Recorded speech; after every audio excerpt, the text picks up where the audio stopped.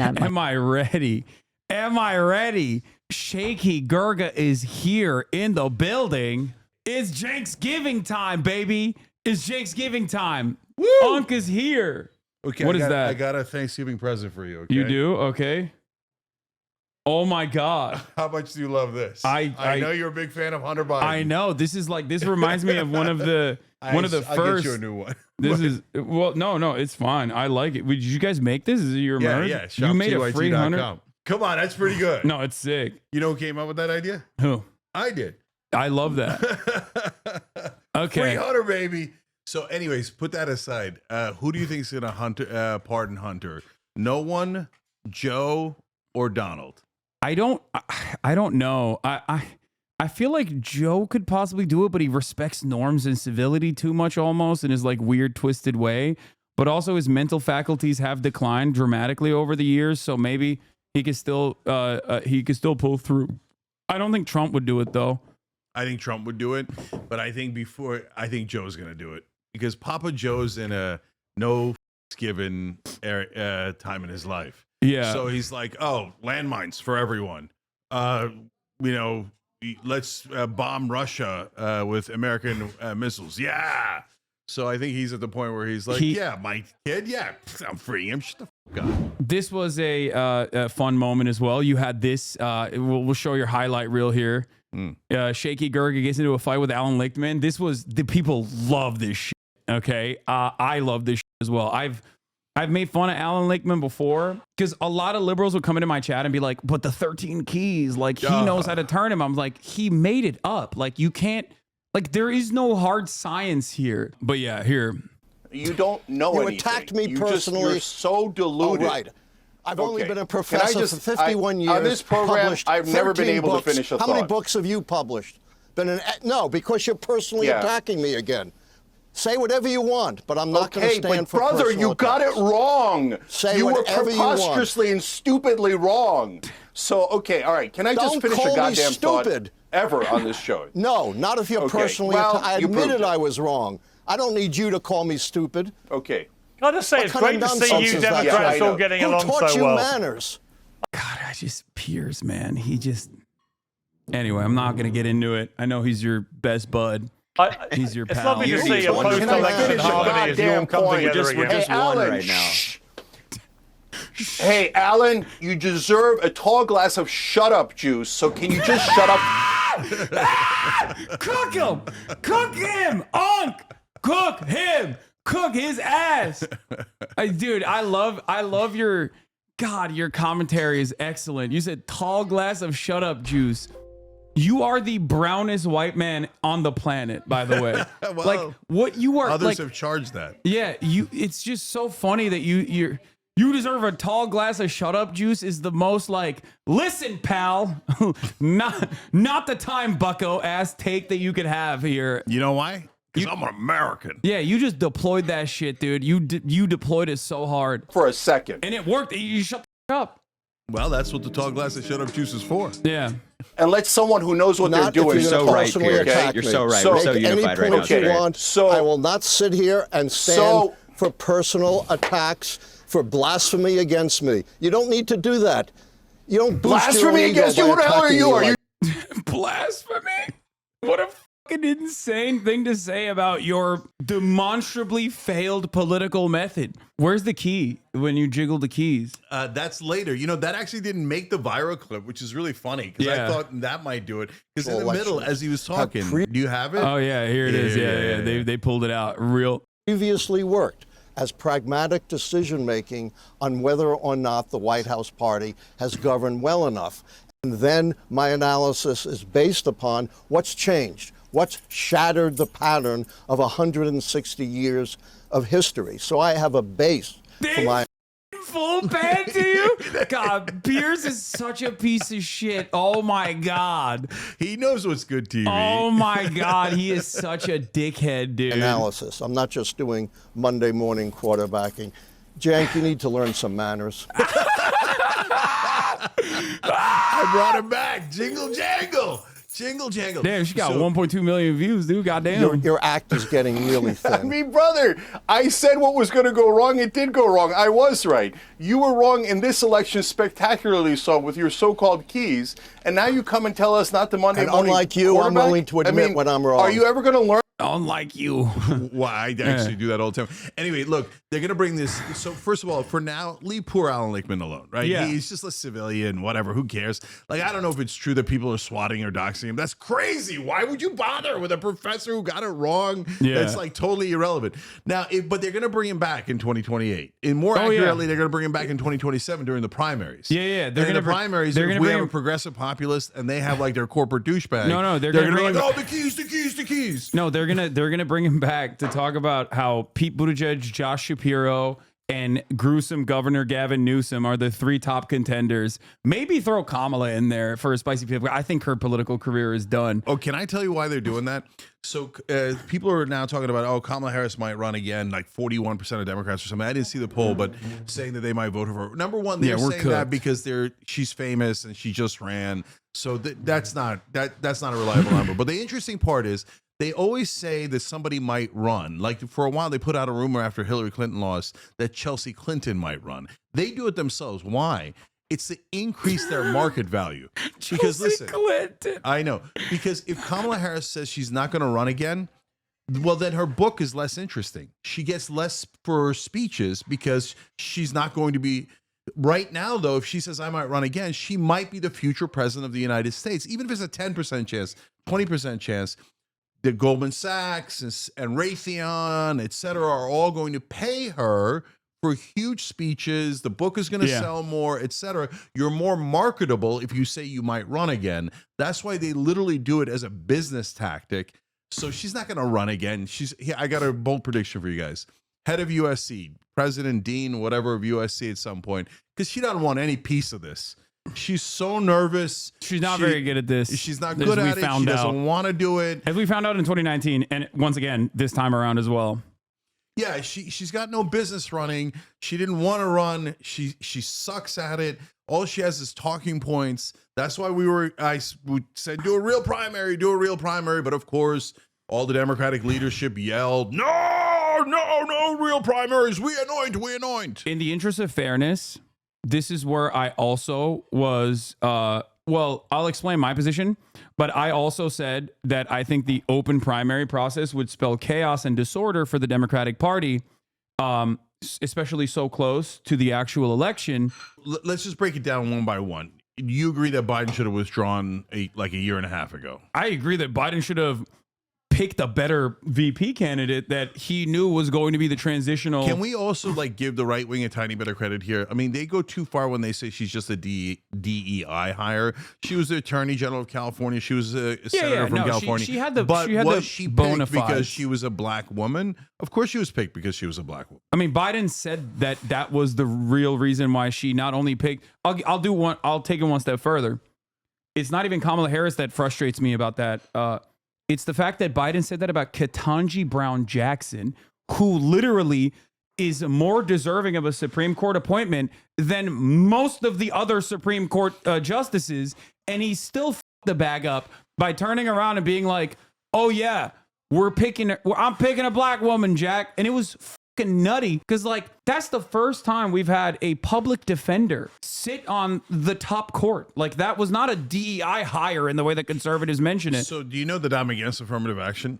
I've always been against affirmative action. And wait, really? Yeah. And the reason I did not know that. Yeah. The reason is because Ketanji Brown Jackson is an excellent Supreme Court justice who's perfectly qualified. So is Sonia Sotomayor. But the minute that any minority, by the way, including us, gets any position of power, respect, etc., what does everybody do? I just got it because they're black. They just got it because they're this. No, I think that's and you think that's just a right wing thing, but it isn't. It gets into everyone's head. No, I understand where you're coming from, but I respectfully disagree. I think that is like ultimately caving in and capitulating to right wing framing on the issue. The affirmative action conversation has always been a band-aid solution to like significantly more consequential racial dynamics in this country that have never been addressed at all.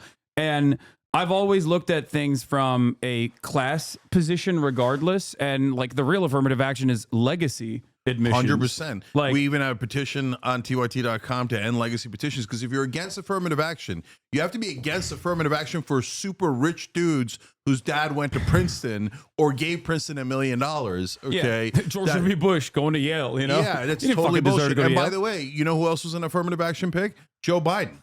Because Obama picked him because he was an old white guy. He's like, old I don't racist, really care. old racist white guy who By has the like way, gas. you know that with absolute certainty, because in his final list, he had a big list in the beginning, but in the final list, it was only old white men, because they knew they had to balance the ticket because he was a young African American. So let's not pretend that they didn't pick on demographic information. No, but Obama did, and so did Biden. Yeah, but also it doesn't work in that direction regardless, because like obviously the underlying sentiment is that like affirmative action is not the reason why people think black people are undeserving of their position in society. They already thought that, and now they're using affirmative action to continue to compound on that argumentation. But it does compound, and I hate that it compounds because it's not true. I'm more like the process itself in terms of like affirmative action in general, albeit is still, like I said, not a good solution to systemic racism and inequality that persists, and black people being consistently underserved in American society even now. Yeah, even when I recognize that, it's still not like, anything that moves the needle in an appropriate direction is fine. Like I don't have an issue with it, especially if it's like, for example, making colleges more diverse in general. That's a good thing. I don't think that's a bad thing at all. Like these are some of my most like rad lib takes, I would say, but I do think that actually makes it a better learning environment in general. For the first time, you're actually encountering and developing interpersonal relationships with people that you otherwise never would have. So, and I think that makes for a better learning environment. So two things about that. Look, as you were talking, I came up with an analogy here. Let's see how it goes. I view affirmative action as kind of a counterproductive Band-Aid on a wound. So the right wing says the wound doesn't exist. No, I think the wound does exist. I just don't think that the Band-Aid is the right solution, right? Because what the Band-Aid is doing is it's covering up the wound and not letting it breathe and not letting it heal. You're a bit of an accelerationist. Okay, so in that regard. Well, it's a very different accelerationist. No, and but but I'm not trying to accelerate racism. I'm trying to end racism. That's what pure Marxist Leninists say about the welfare state. Okay, it's a Band-Aid. It's a Band-Aid continuation of like. Yeah, but they're wrong. That's a completely different topic. Okay, I'm just saying. So, I got you. So, but in this case, constantly reaffirming and reaffirming, we should think about race. We should think about race. We should characterize everyone on race. That doesn't help defeat racism. It perpetuates racism. So I think it's a terrible idea. I hate that we view ourselves separately based on different categories: race, gender, sexual orientation, etc. It doesn't mean that there aren't things that are going wrong now. It doesn't mean that there isn't systemic racism. It means that there's a better way to address it. And then in terms of the diversity, look, I would do not affirmative action, but whatever is the appropriate way to put a thumb on a scale, but for acceptance into schools based on class, not on race. And it's not because of class dynamics and I don't want the rich to go to good schools, etc. No, I'm saying that if you came from a poor background, I don't give a goddamn if it's from the hollers of West Virginia or your black kid in the Bronx. If you rose up and got great scores and great grades in a situation like that, you are more likely to be successful. It's not just that it gives you diversity. What it gives you Confucianism pilled. Okay, I'm what pilled? Confucianism pilled. Okay, whatever the that means. Yeah, no, okay. you wanna yeah, this is once again Jenkins Dengus rise up, you want a Chinese style meritocracy, pure meritocracy, pure meritocratic approach. Now the problem with that is that when you have underserved communities consistently, you got to put your thumb on the scale in a certain place because we don't have true equality of opportunity in this country, and obviously people like yourself and myself, that's what we're advocating for. Republicans will turn around and bastardize that critique it by saying, you want equality of outcome. We don't want equality of outcome. No, I we definitely want don't true want equality of opportunity. And when there's no true equality of opportunity, when black communities are consistently underserved, when you look at the Chicago public school system that is 90% of the state of Illinois' like black and brown student body But class population takes care of that. being consistently underserved, you are getting to a point where people are not being propped up to succeed in this process. So I think that you're right. Analyzing it from the class position is good because even though there's a racial dynamic and the racial disparity that exists in the American normal order of business, the violence or the inequalities, the structural inequalities, are still dished out on a class-based perspective. Yeah, I mean, the hollers in Kentucky don't have great public schools either. So they also had to overcome a lot, right? So like saying that a black guy at Exeter should get an advantage, but a white kid in the middle of Missouri who's going to a shit public school too should not get an advantage. That makes no sense at all. I don't think that that's what people are advocating for, though. I mean, I don't know. They're I'm not literally advocating for that. 100%. I'm not advocating for that. I don't know So what that's you why mean. I'm against- I don't think people who are I don't think that like black activist groups are saying like, no, f the poor white people. Like, I don't. No, but they're saying give an advantage based on race, not class. And I'm saying I 100% disagree with that. Okay. Well, again, Band-Aid solution, Okay, regardless. so back to Biden and Harris. So we both agree Biden should have gotten the fuck out of the race. Crazy. Can right? I just say one other thing? Actually, historically, the wrong that has been committed is on the basis of race. So I think the solution to that problem, albeit should feature a class dynamic, absolutely will have some racialized component attached to it, because you can't right a historic wrong by simply being like, yeah, we're just gonna. So look, this is really important. So let's talk about balance, because in the beginning, when let's take longshoremen or firefighters, they're all white let's say in the South, right, where you've got massive Jim Crow laws. If you deny that and you think, oh no, black people got perfect opportunity in the 1940s and 20s and 60s in the South, you're just in a different planet. So there's no point in talking to you, right? So they're at a massive, massive disadvantage, to say the least. They can't get in. And the longshoremen, I get it. Their instinct is, I want to give my job to my son. It's a good job. It pays well, etc. Right? So I want to pass it on to my son. Now, at some point, you have to use affirmative action in the beginning to break through that. Because if you allow that to happen, black people are never going to be able to break through, right? So you've got to, in the beginning, say, look, we're taking action based on race because the discrimination was based on race.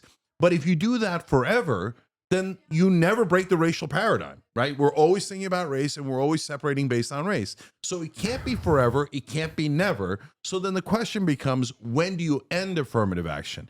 And we started in the 1960s. Here we are in 2024. If it hasn't worked by now, I got news for you. It ain't never going to work. Yeah, so but it's that's the wrong also solution to a real problem. But that's also because, like, it hasn't even.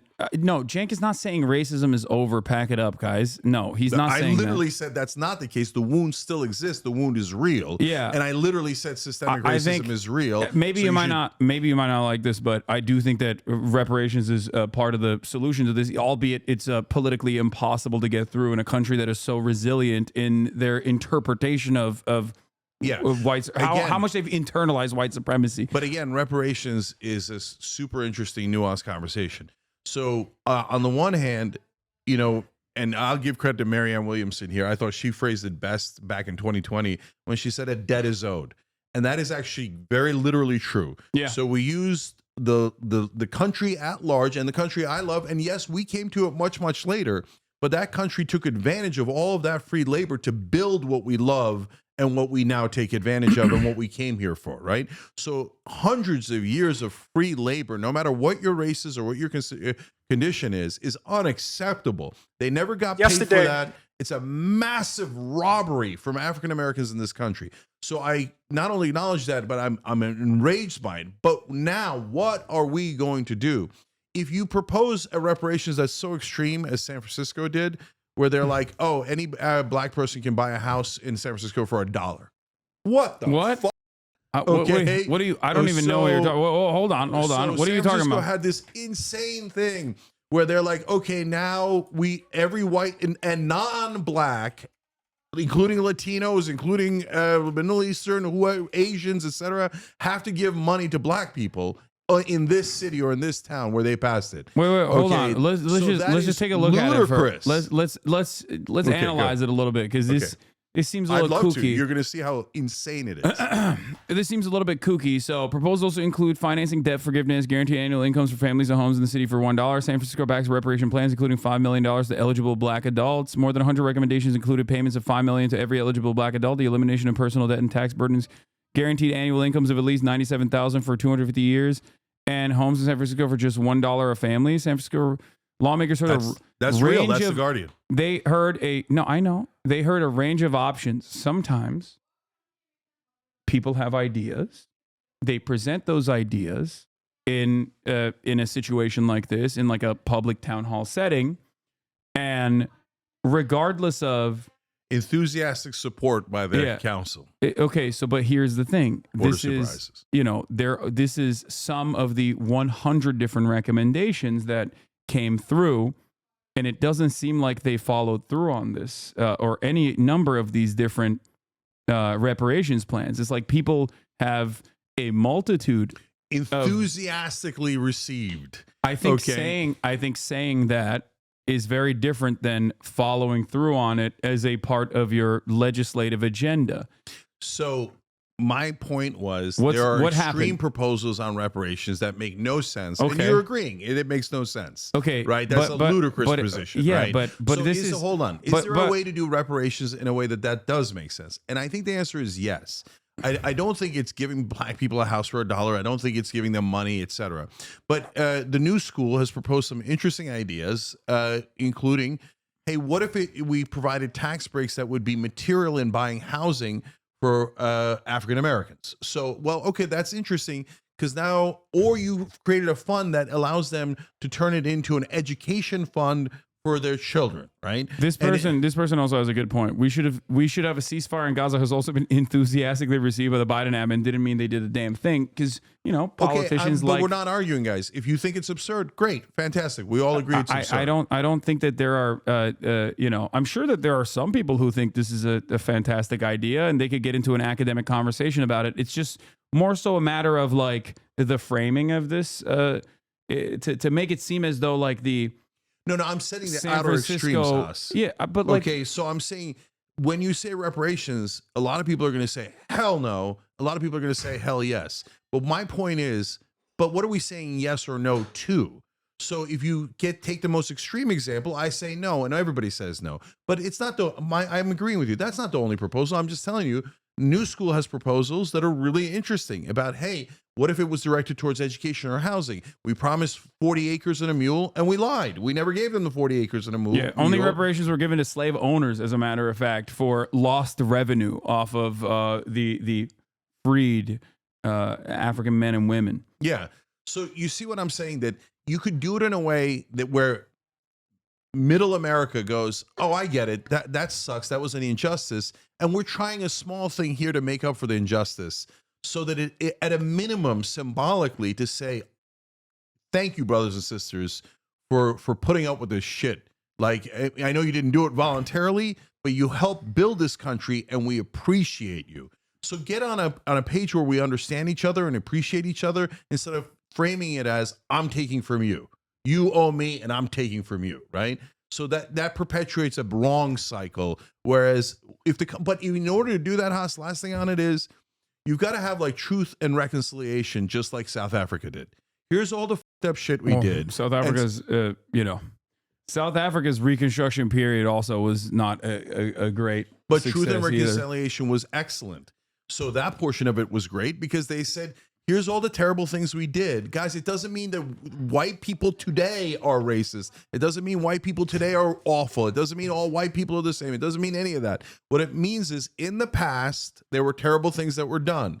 And here's us trying to make up for it in some small way that the country agrees to and we're all on board for. And sincere apology and a sincere thank you. And now, from now on, let's move forward. Let's move forward and cut all the talk of like race this and race that and gender this and gender that from both sides, by the way. The right wing starts more identity politics than the left wing does. So now the right wing guys, their heads will explode. What do you mean? You guys try to find wedge issues on every fucking thing.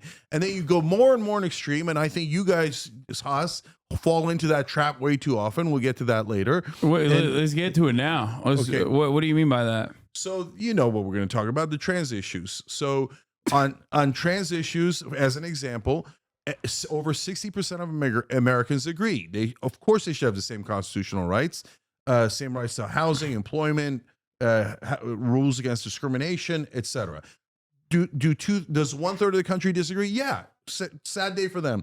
2/3 of the country agrees trans people should be protected. I'm 100% on board for that, right? And if you're a right winger and you go, no, man, they're weird, they're different, they're blah, blah, blah, and I'm going to hate them. Well, good luck to you, brother. I'm not going to hate them, and I'm going to protect them, okay? But so that didn't work for them. So they went digging. So then they go, okay, we should ban trans people from the military. Did you read the New York Times article I told you to read on this the last time we had this conversation? I'm not sure I did. About how, okay, so... you know they went digging. Yeah. So what you're describing is what I was explaining to you, that the Christian groups, the right-wing Christian nationalist groups, in the aftermath of the failed initiative to do a trans bathroom bill in North Carolina, at a time when Donald Trump was pro-trans, openly stating he was pro-trans, openly criticizing the North Carolina legislation, saying leave it as it is, nobody cares. Caitlyn Jenner can piss in whichever bathroom she wants to piss in, as long as she's pissing in Trump Tower. When all this stuff was happening, there was definitely a different attitude overall. I think part of that was because, just like you also recognize, most Americans, like, they just think trans people are being discriminated against and unjustly. And the other reason was because it just seemed like cruel and unusual for no particular reason.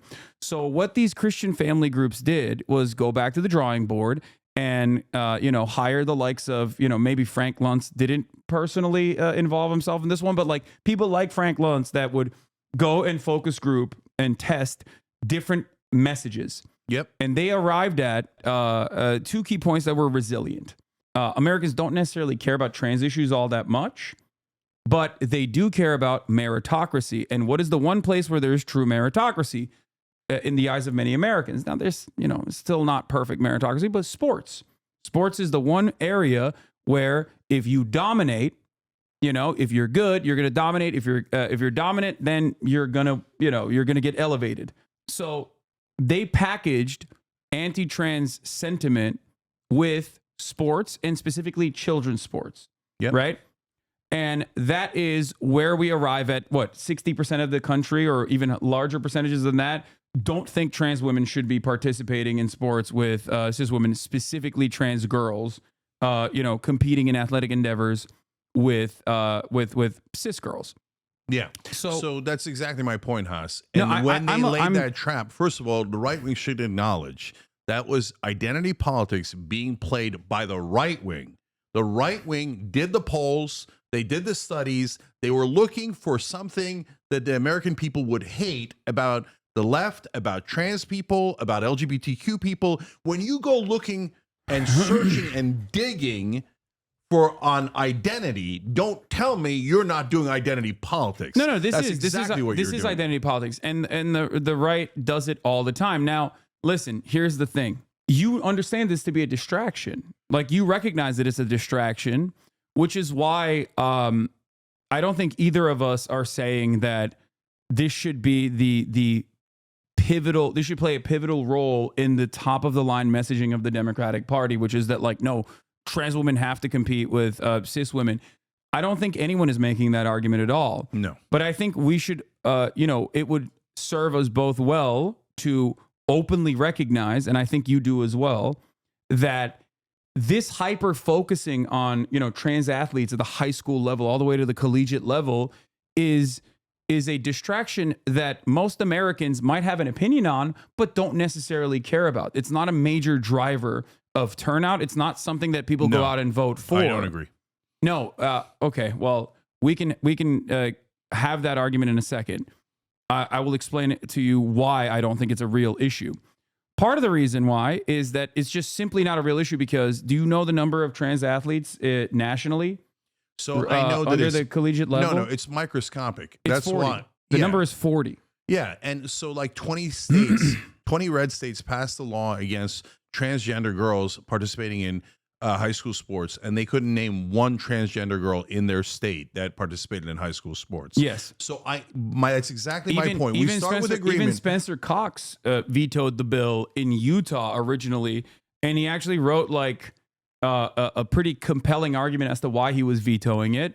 And governors like Andy Bashar have actually won by higher margins after openly defending trans people in the past in a state like Kentucky, for example. So look, we start with a point of agreement, which is that the right wing uses a wedge issue to drive a wedge between us. They go looking for it, and they do it based on identity politics. Okay. So we totally agree on that. We totally agree that it's a microscopic issue that affects almost no one in the country. Okay. So when we don't have paid Also, I don't family, even think we don't that's have true. health care for everyone. This is bullshit. I don't even think that's meant true. to distract us. I don't we even think disagree it does on how impact to people. react to it. It does actually impact a lot of cis women. There's more cis women than there are trans women, and there are a lot of young girls that this could technically impact, because now you have bills like the one in Ohio, the penis inspection bills, like the one that they have in Ohio, where like one of the parents from the opposing team could be like, "That's a trans girl, actually," and then they have to literally go and traumatize this like young girl who, in many instances, is not. Statistically, it is highly unlikely that that person is trans to begin with. So And look, it again, ends but up harming. It ends up harming cis women even more than it ends up harming trans women. So look. I said this exact same point on trigonometry, and their audience hated it. But this is the reality. The reason I make a distinction between high school and professional sports is because in high school, what you're saying is, like Ohio, if I really want to institute this, even though it affects almost no trans or cis girls, if in the world, in Ohio as it is, but if I go to implement it, now I got to check everybody's genitals, and there's got to be a genital checker, right? And let me guess, tons of Republican older men are going to volunteer to check the genitals of our high school kids. And I hate it. I don't want it. It's like a groomer pervert factory. And they're going to probably put Jim Jordan in charge of it. No. Okay. But when you get to the professional level, you get to the Olympic level, you guys make a giant mistake. You fall right into their trap. And you go, oh, yeah, sure, they should be able to compete. When the overwhelming majority of the American people do not agree with you, you should let the Olympics and the professional sports decide it on their own. It is not a constitutional right. They have no so-called right to participate in the WNBA. I don't have a right to participate in the NBA. So, number one, I don't agree when you go to those extremes. And number two, does it affect elections? Well, we had an overwhelming answer to that in the Trump-Harris contest.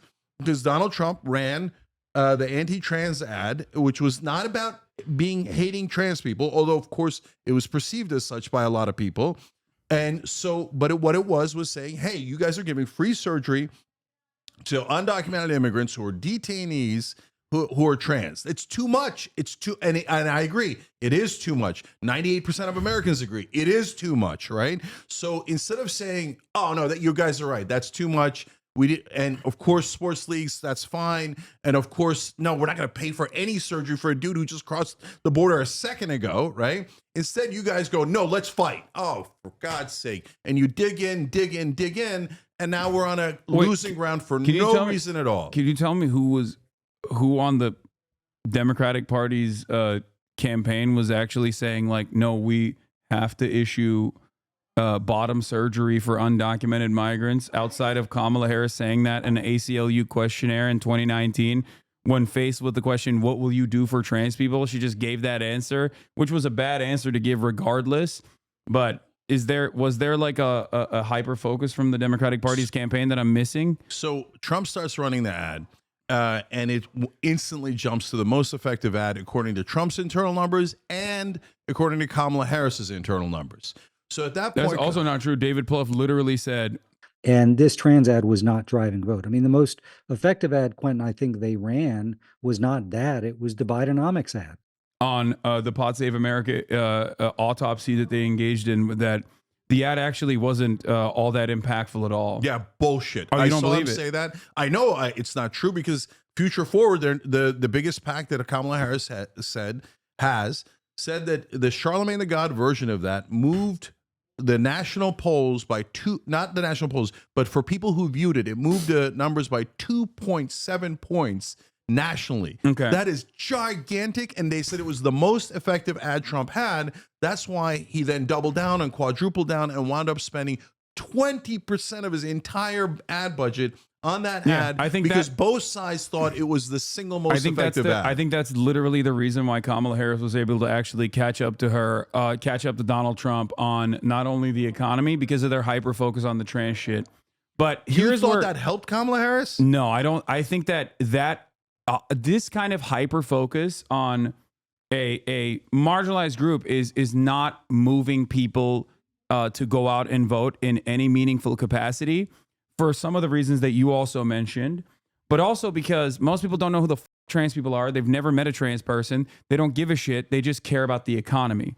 And when you're hyper focusing on just like, trans people and like dominating trans people or some shit, even if it's something that they agree with, they're like, after a certain point, there is outrage fatigue.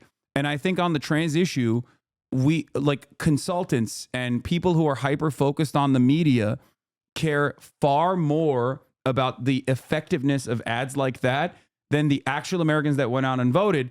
And you saw this reality. We lost, they won. No, I know, but okay.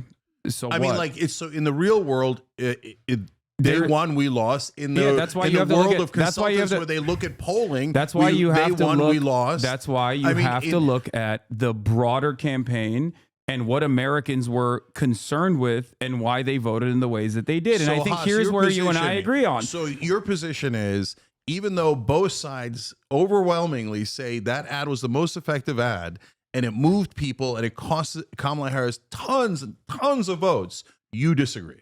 Yes. And the reason why I disagree with it is because, well, I don't completely disagree with it. And I'll explain to you why. And I think you and I are going to be in agreement with this.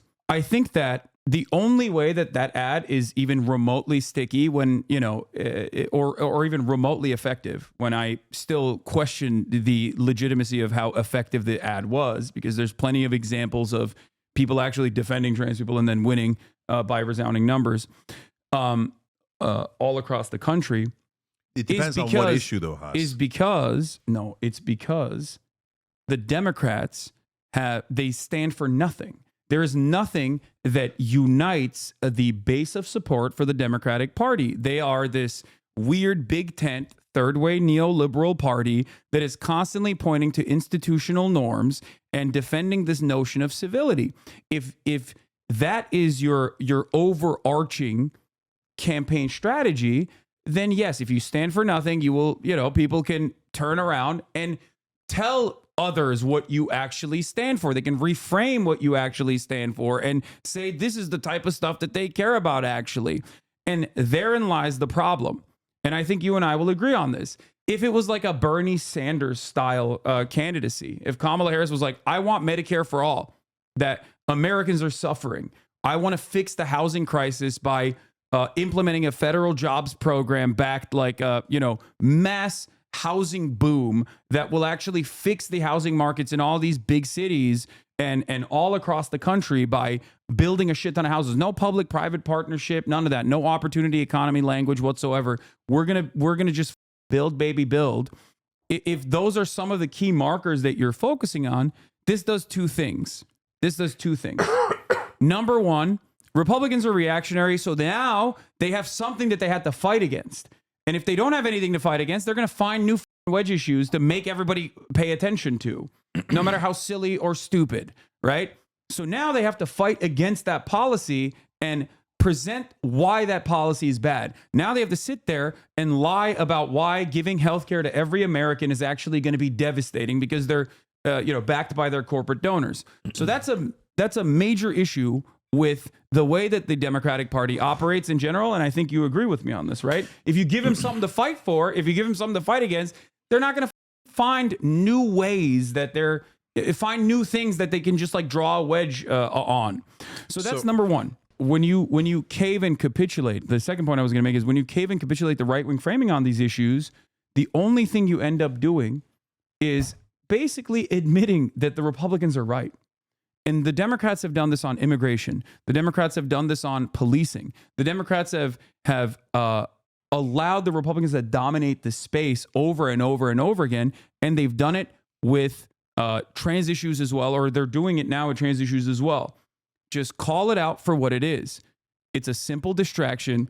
This is not going to put food on your table. This is the way that the Republican Party gets away with being in the pocket of billionaires openly by saying this is the only thing that the Democrats care about. Trans people are your neighbors. They're not your landlord. They're not your boss. And they're not the reason why healthcare is so costly. They're a tiny group of people in this country that just want to live their same lives. They literally have the same exact class interests as you. They literally also have to pay rent at the end of the day. They also still are harmed by the same shitty job opportunities that people have. They also are worried about not being able to own a home or retire at a reasonable age.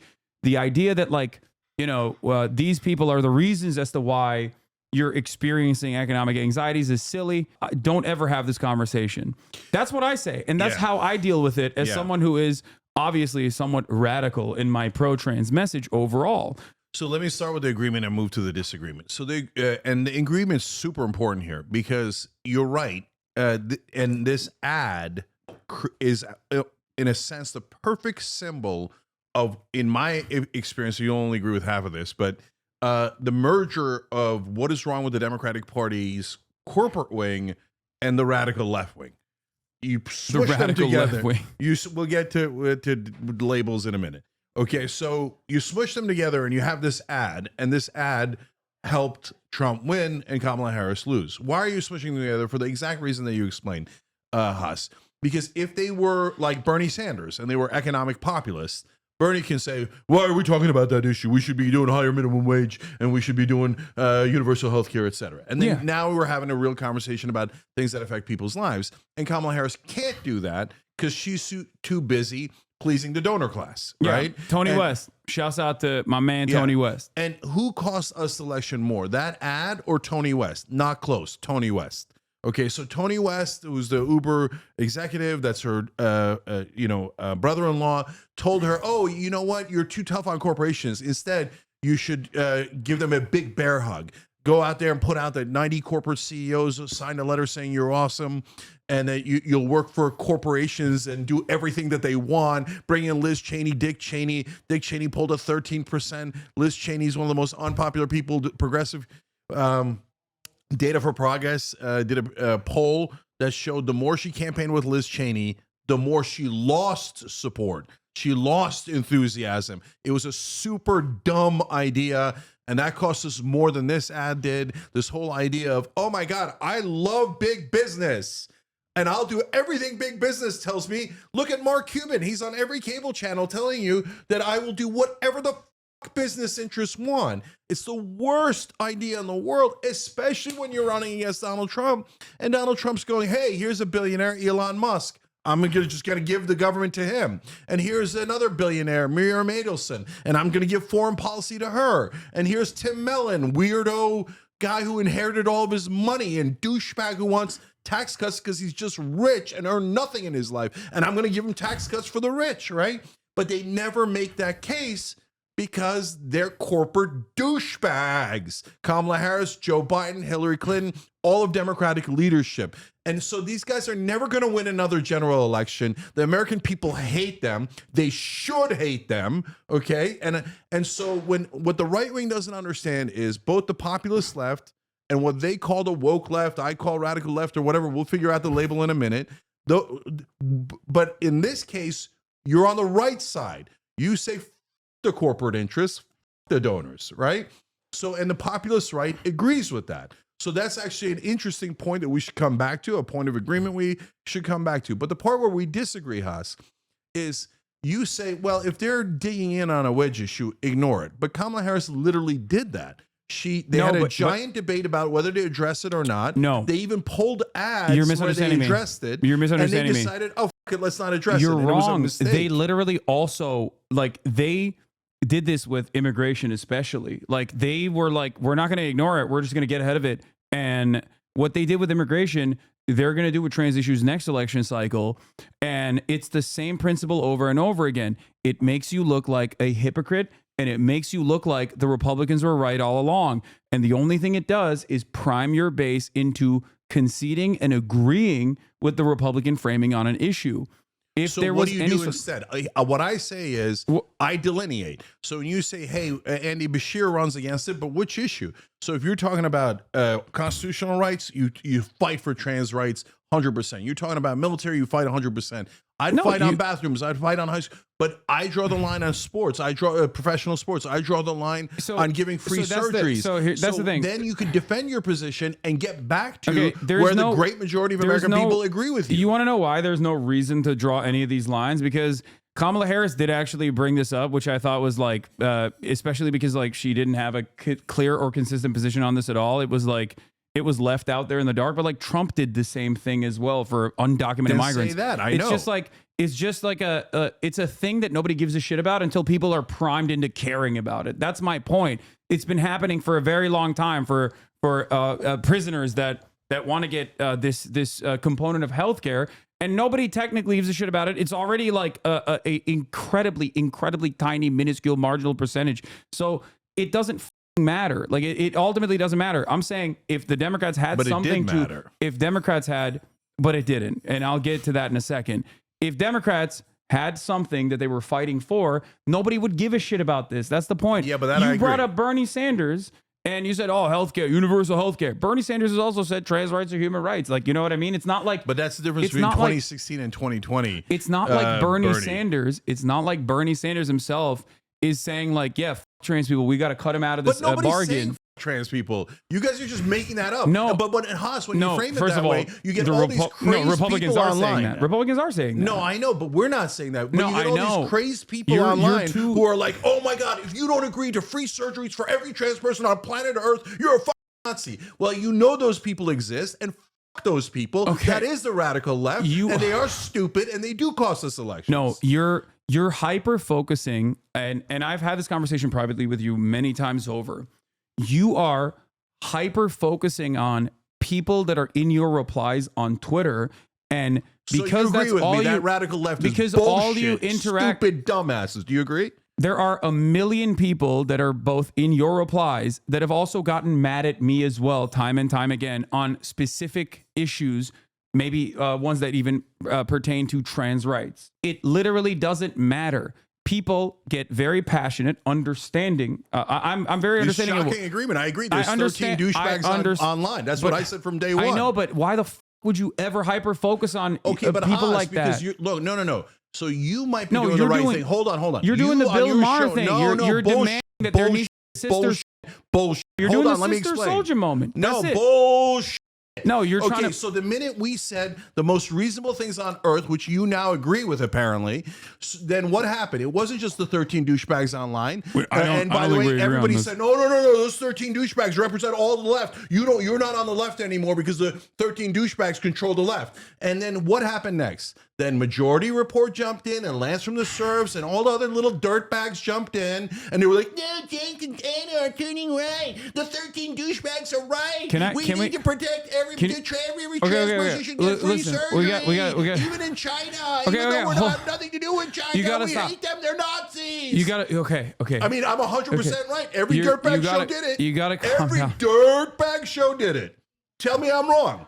This is reframing an issue that is now we've moved away from the electoral consequences of a trans ad to your own personal anger and frustration that you have with left-wing media online. We are So do you agree left-wing media online, those guys that I listed are full of shit? I have and in a tiny, stupid minority? I have disagreements with everyone in this space, but there's a reason why seemingly I don't catch the same amount of strays that you do because I don't hyper focus. I can tell you why.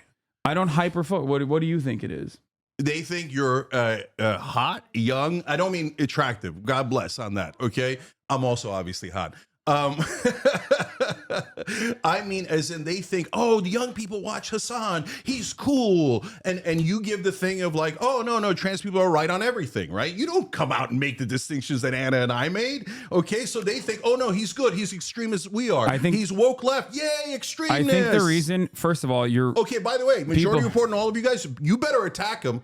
He apparently agrees with me. Okay, you better attack him. You're not going to attack him, are you? You're Get the fuck out of here. You're hyper personalizing this into like criticisms that you've received. Somebody comes and punches you in the face 12 times, and you go, what? Why are you hyper personalizing it? Because just because I called you a Nazi, now it's personal to you. Because myself, you, Majority Report, but I never changed my policy. I never changed my policy. All of this is inconsequential in the grand scheme of things. And whenever there's like drama, for example, I've been getting attacked mercilessly by my former podcast co-host that has been actively trying to deplatform me for the past 2 months because he thinks that, or he's claiming that I am creating a space that is anti-Semitic. The way I've dealt with that, for the most part, is by just actively ignoring it leading up to the election because I was like, this is some silly nonsense. And in the aftermath, I covered some of the broader points, and I fucking moved on.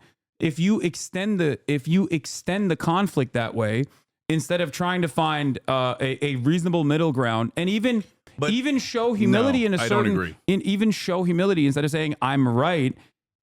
There's never going to be any sort of real solidarity. Why am I going to show humility to you, a bunch of idiots who are wrong? Because I like what does humility mean? Like, oh, maybe you're right about your dumb opinion that's going to cost us this election. Okay. Maybe you're right about your dumb opinion that gets the majority of the country to hate us when our economic positions are overwhelmingly popular. Maybe you making us intensely unpopular when we should be focusing on universal health care, higher wages, paid family leave, but you idiots hate policy. All you want is identity politic bullshit, and you think that drives ratings, and you want me to show humility to those morons? None. Zero. Let's have a meta conversation really quickly about the ways in which branding works online. I am of this mindset that every single person is far too busy and far too self-involved to pay attention to the more nuanced conversations that others are having on any particular issue. This is why, even when there is like a faucet of smears that I am attacked with clips that are completely out of context, I address it and I move on. And I come at this conversation with an understanding that most people are not fully aware of what my analysis is on any particular matter.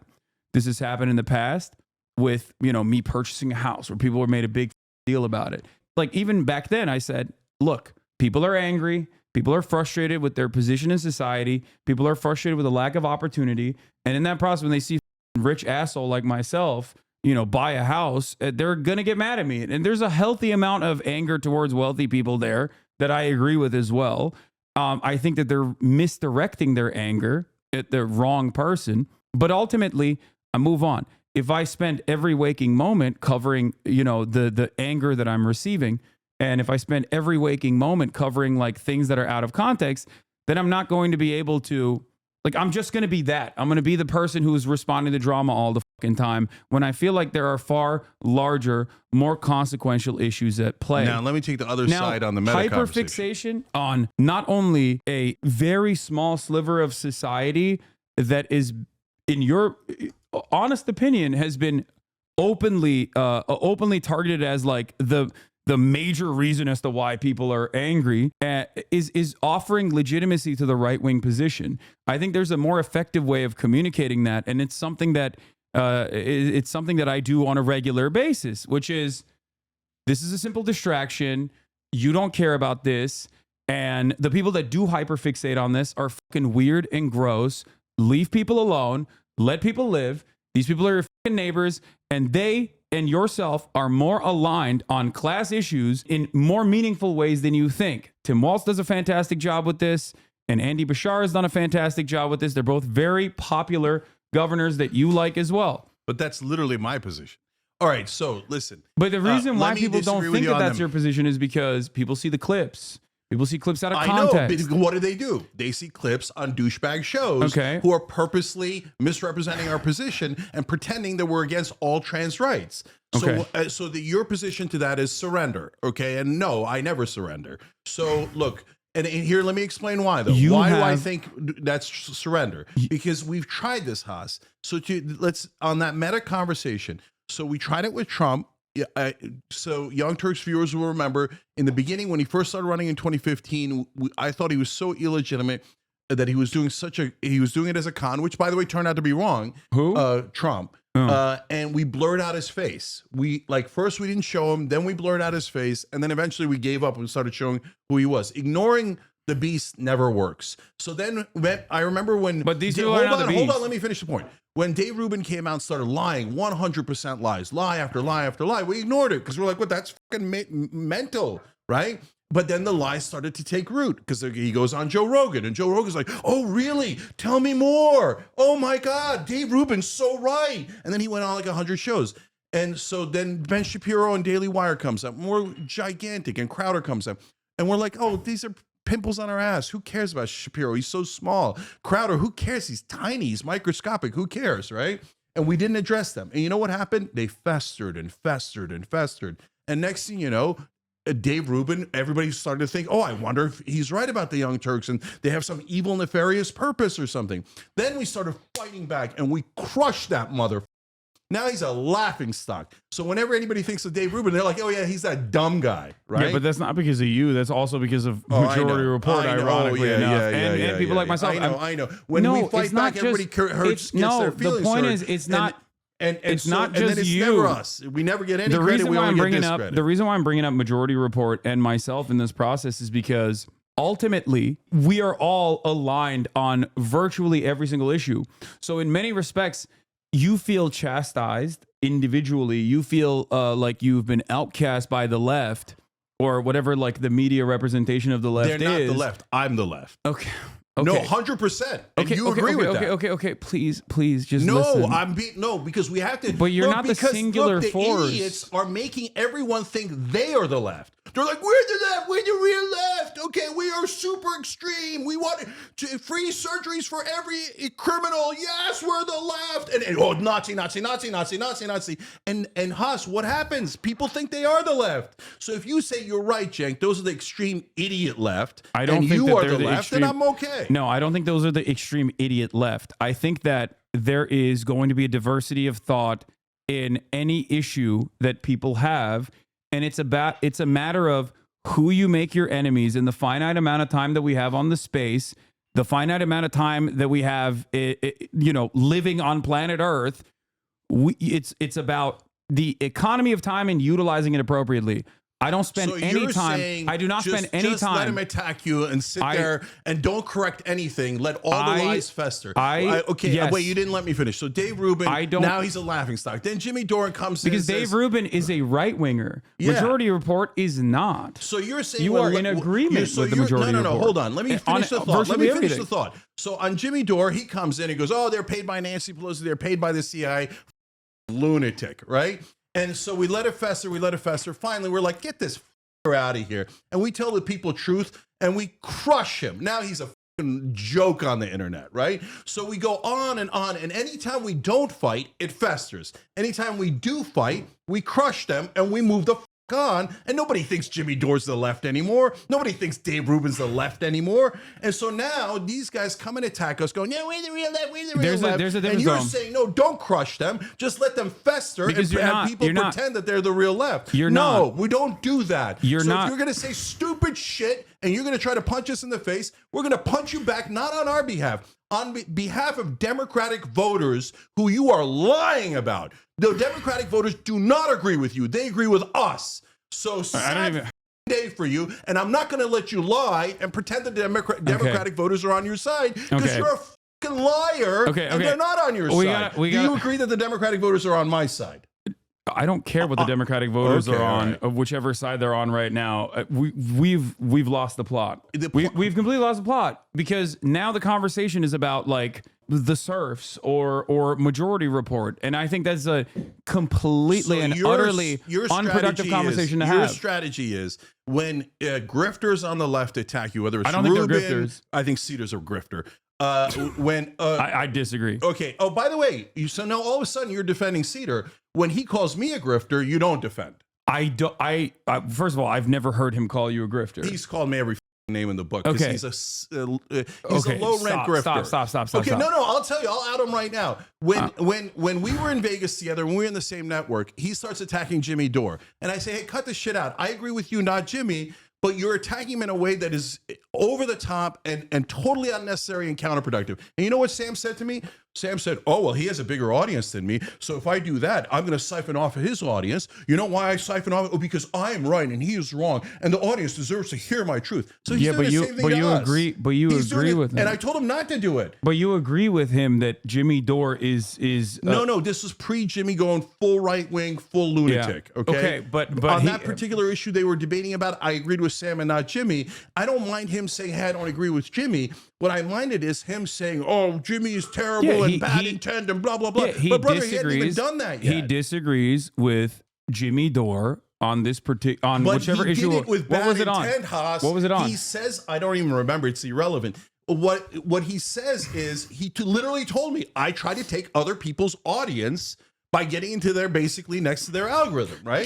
So if you've got a guy like that who has bad intent, you're saying if you deem him right wing, you should attack him. But if you deem him left wing, you should let him lie about you. You should let him call you every name in the book. No. You should let him pretend he represents the left when he doesn't represent the left. He doesn't represent Democrats. You should let him trick people into thinking that the Democrats are super unpopular, that the left wing is super unpopular. No, I'm not going to let him trick people into thinking that. Okay, listen.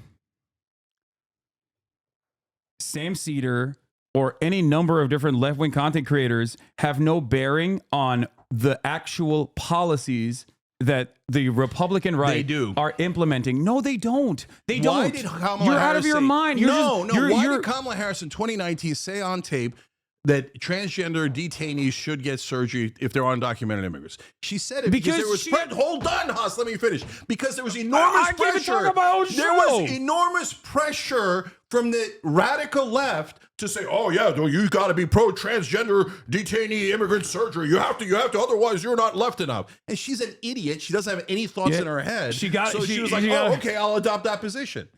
And it was because of the extreme left that she adopted that position because she's an empty vessel. You are literally attributing the consistent thing that you also agree that Kamala Harris is a bad politician with bad instincts and did not have a good way to communicate what she would have done differently for trans people to Majority Report and any number of different like extreme leftist outlets that literally get a fraction of the views that I get in this regard. Like, no disrespect to them, but like all of us combined do not have the same motion. You're talking about the special interest groups. You never groups. fight them, so nobody knows. Everybody thinks you're extreme left. Everybody thinks that you're the woke left extraordinaire, right? So like, and why do they think that? Apparently you don't agree, but they think that because you don't actually ever fight on this issue. You don't delineate. The reality is the way that people are presented by others ends up changing the perception that they have in the minds of a lot of people that are they're simply just not paying attention. I come at it from a much more understanding point of view, and I understand that there is a large tent of people with a diversity of different opinions. And there are moments where I will yell at a chatter, but outside of that, in terms of the finite amount of time we have spending, I find it more productive to spend it focusing on the actual people who hold the levers of power rather than people who I'm aligned with almost entirely, whether it be yourself with some very major disagreements or even Sam Cedar and the like. But that's Haas, you're making it sound like presenting yourself, just have a difference of agreement. No, presenting yourself as but we don't an intellectual. Haas, presenting yourself as the opposite of these people serves no purpose. It just only makes you look like you're the moderate voice in here and they're the extreme voices and whatever. That's true, though. But it doesn't matter. It doesn't matter. Just make your argument and move on and focus on the things that do matter. Say the same thing to them because they're the ones because look, intent matters, Haas. Intent matters. Look, you know how many people disagree with me in Young Turks hosts? So I had this giant same exact debate we were having about the trans ad with Jordan Ewell and with Jules Sulzdev. This is the one time I get it wrong, Jules. I love those guys. Francesca's in our network. I disagree with them all the time. We have the debates on air. There's nothing wrong with those debates. That's wonderful. No problem at all. Where I draw the line is bad intent. Yeah, when I have disagreements with any number of different people on any other networks, I say ultimately I don't care. We are aligned in this fight. We care about protecting undocumented immigrants. We care about protecting trans people, and I'm not going to pay too much attention to this because ultimately I don't give a shit if there are disagreements. I have disagreements with my friends all the time. Ultimately, if I think someone is almost entirely aligned with me on a lot of these key issues, then I see no reason. And they call you a Nazi and a grifter. You say, okay, it doesn't matter. People call me. Yes. Okay, people no call problem. me all of it. Okay, I think it's ridiculous that if it's coming from the right, Haas, if it's coming from the right, then you can use that as an opportunity to show politics. why they're ridiculous. No, but let's get back to politics. So why does anybody think we're extreme, right? Why does anybody think the left is extreme? Because they have a whole bunch of hosts that they could point to and thought leaders and people online. Yeah, myself included. Right, that they point to and they go, look at these extreme positions that they have. So that taints the rest of the left.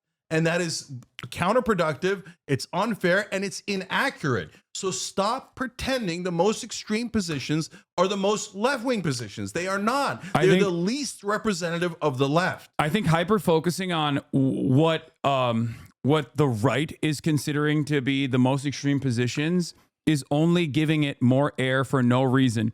This is why I said this is the sister soldier. The independents decide the elections. This is why and you're losing that battle. This is why I said this is a sister soldier moment where you're like identifying someone to your left that is more extreme than you to show everybody how moderate you are.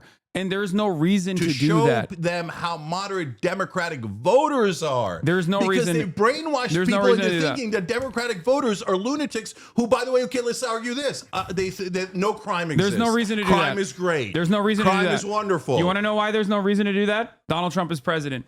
You never see Republicans do that, even if they do actually disagree. Even if they do actually disagree, it doesn't matter. There's no reason. There's no reason to ever turn around and be like, I disagree with these people. You're 100% wrong on this. So let's look at California. So you say it doesn't matter. I gotta pee real quick. You can keep going. We'll talk about crime in a second. Go ahead. Okay. I gotta pee. All right. So look, guys. I want to respond to him, so I want to wait till he gets back. But I'll say it this way. Number one, the thing Haas is right about is there's so much more that we agree on than we disagree on. And that is why I get mad when people pretend that the disagreements are the only things that matter. So I'm not the one pretending that. The people that attacked us said, how dare you disagree? How dare you? That is not a sanctioned disagreement, okay? So now you have to fall back in line and you have to start calling women this and that, and you have to say that trans people should be getting the free surgeries and be able to play in professional sports. And if you don't, you're not really on the left. And in fact, Cenk, I get this argument all the time. You have the biggest left-wing network, so you have a responsibility to agree with us. But what the fuck does that mean? I don't have a responsibility to agree with you. No, I have a responsibility to represent my audience. I have a responsibility to represent the left in an accurate way and to represent Democrats in an accurate way. I don't have a responsibility to take the most extreme positions because somebody decided that they, having not voted on it at all, representing the most tiny sliver of Democratic voters, says, no, that is the left-wing position. Well, when you say that and you shut off debate, well, then you're doing a massive disservice to the left, not to the right. So look, at any time you go on Young Turks, you'll see disagreement all the time. There's nothing wrong with disagreement. There's something wrong with saying that if you don't have the most extreme position, that you're not really on the left and you're a right-wing grifter and blah, blah, blah, blah, blah. So let's do crime. Did crime have? You and I had a huge debate about it, and you thought it's not going to affect elections, and it obviously did affect elections, Haas. So I mean, here in California, first of all, Donald Trump picked up 10 counties overall. He closed the gap between Kamala Harris and himself massively in California. George Gascon lost 60-40. The mayor of London Breed, mayor of San Francisco, lost overwhelmingly. The mayor of Oakland got recalled 65-35. Prop 36 passed with a 70% approval. Yeah. So the Democratic voters of California said, yes, crime is real. And yes, we hate it and do not want more crime. We want less crime. Those are Democratic voters. So can I ask you something? Do you think that Californians love involuntary servitude, also known as slavery, in their prison structure? So no, you guys. That's exactly my point, Haas. So that's a. So they voted for it. No, hold on. There's a prop that Hassan's talking about here in California that basically said we should get rid of slavery in the prisons, and it lost. And that's terrible that it lost. And my thesis on why it lost, when of course the Democratic voters of California, if they understood what that meant, would say, oh, no, I don't want slavery in prisons. That's crazy. Yeah. But they voted against almost every left-wing ballot measure, including minimum wage, because they thought, oh, the left wing is the extreme wing. They're the pro-crime wing. They're the pro-super extreme positions. So even if I'm a California Democrat, I'm voting no on everything. If a Democrat proposes it, no. And that's why we got slaughtered in this election. So, okay.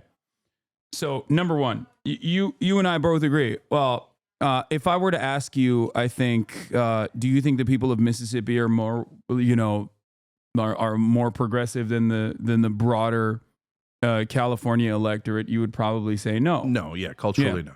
And having said that, in the state of Mississippi, when that same exact ballot initiative was clearly defined as slavery, it passed overwhelmingly. They voted against. They voted against slavery in the prison structure. Do you see how that makes my point?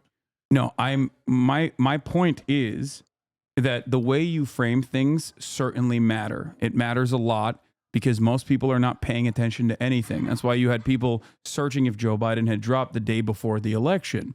That's why communication matters. That's why who you define as your enemies matter. But if we're going to talk about, so perception is important.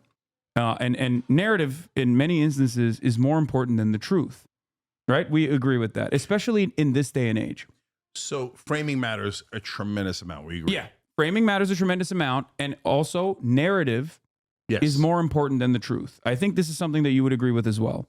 Then again, you get into short run, long run. But yeah, it's super important. It is. I mean, this is a narrative. This is almost important. This is almost a callback to the Alan Lichtman conversation, right? Like disinformation played a big role. It's not just disinformation. It's also information that's coming out of like legitimate sources with authority, like legitimate outlets of information that people still trust, like their local news stations. 90% of it is owned by Sinclair Broadcasting. They're super right wing. Yada, yada, but also newspapers, national newspapers, things that people care about. Fox News now dominates the media consumption by 73% last time I checked. It's an insane number, right? So in that process, something that fell apart for the Democrats and their unwillingness to actually fight back and counter message on anything because they're cowardly was the issue of crime. There's been a lot of analysis on why crime rates have gone down historically, and they have completely rebounded and are trending downwards once again, as they have since the 90s, which I know you're going to get mad at, but hold on. And that most surveys conducted on the matter show that Americans think that their neighborhoods, and the crime has not increased in their neighborhoods, but actually crime has increased elsewhere. So why do they think that they're safe in their neighborhoods, but they still feel like crime is exploding in the country? I think it is because of the right-wing misinformation faucet that is completely dominating independent media and completely dominating even major newspapers, and that everyone is constantly in a holding pattern on whatever Republicans decide is the major point that they want to argue for. And because the Democratic Party basically operates as controlled opposition against them, they just sit there, they wait for the next talking points to come out so they can do a terrible job trying to address any of the truths of the matter, and they just get dominated over and over again. There's a second part of this, though. It's what you see. Not only has the crime rate actually gone down, and I think you recognize that as well, the National Crime Victimization Survey does not show like a major blip in unreported crimes. There is definitely more unreported crimes than before, and we can address why that's happening as well. But overall, the real reason why I think a lot of people see crime everywhere, and especially in cities, in my opinion, even though Republican and red states have significantly higher rates of crime than states like California do, the reason why most people fall into this trap of assuming that California is a crime-ridden shithole as opposed to like a place like Alabama or a place like South Carolina, despite the fact that they have higher rates of crime and including violent crime than California does, is because narrative is more important than the actual truth. Also, the reason why Californians themselves genuinely believe that this is also happening and no one is addressing it because it's actually happening. No, it's because of what they perceive to be what they perceive to be is disorder and dysfunction and crime that is happening in every orifice of blue cities. So it's homeless, it's poverty, it's visible aspects of extreme poverty that in many instances can actually be a crime or will sometimes be criminalized.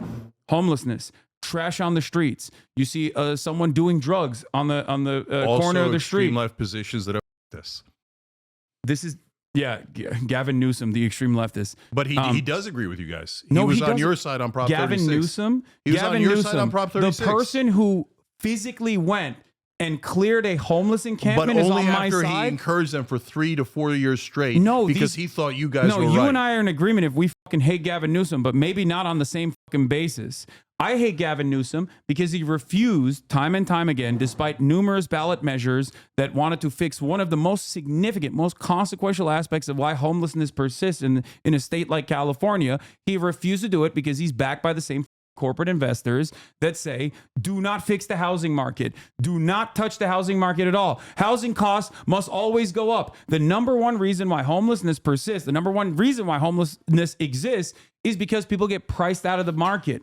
When people get priced out of the market, they start living in their cars. When you start living in your car, you no longer have access to running water. You can't clean yourself. You lose your job. Your job attainment goes away. When you lose your job, you fall further down that pit until you arrive at the homeless guy that has been traumatized by fucking living outside and looks like a crazy person, is probably fucking experiencing significant mental health complications and doing drugs to self-medicate in that process, and everyone sees that and goes, that's crime. Why is no one fixing this? No. And that is the major issue. It's not. I haven't gotten in here in like 20 minutes. So let me address crime. First of all, you've definitely talked a lot more than me. I've given you all the space. Okay, listen. So let me address crime, then we'll get to homelessness. So on crime, you have to separate out national numbers from local numbers. Why? Because Tennessee didn't do the same things as California and New York did. So you have to look at, okay, when they tried different things, how did it work out? So the national numbers are totally irrelevant. So when you get to California, I looked it up this morning because I knew we were going to have this discussion. So pre-pandemic to now, violent crime up 15%, homicide up 15%. By the way, crime is complicated. Not every number goes up and down in the way that you would expect, or goes up all at once or goes down all at once. What year to year are you comparing? 2019 to now, okay? So like, because we did a lot of the reforms in 2020, okay? But it's also complicated because the pandemic actually drove crime as well. So there was a number of different factors that did. But did crime go up? You're saying no, it's just a narrative. It didn't really go up, but it did. No. So violent crime went up 15%, homicide went up 15%. And it's Hold on, down. let me finish. Well, no. This is overall last 4 years, okay? So yeah, it was spiked in 2020, 2020 and 2021. Yes. Then it started to slowly come down, and last year it came down a little bit. But now, where is it? It's still 15% higher than when we started on violent and crime and homicide. And from where we started, it's now up 29% on retail theft, 43% on auto theft, and 52% on car accessory theft. Those are real. People feel that. Everybody's had their catalytic converter stolen. Everybody's dealt with minor crime that wasn't an issue before, but is an issue now. Those numbers are real. So when you say to them, oh, no, it's just a narrative, and they're like, God damn it, man. My uncle got robbed and I go to the CVS and I can't get a goddamn toothpaste. You're saying CVS, imagine that bullshit, right? And so when you are telling them, don't believe your lying eyes, don't believe the numbers, you should believe me, it's just a false narrative, they don't believe you, and they were right. And so when you saw in the elections, it wasn't that the right wing tricked the people of California.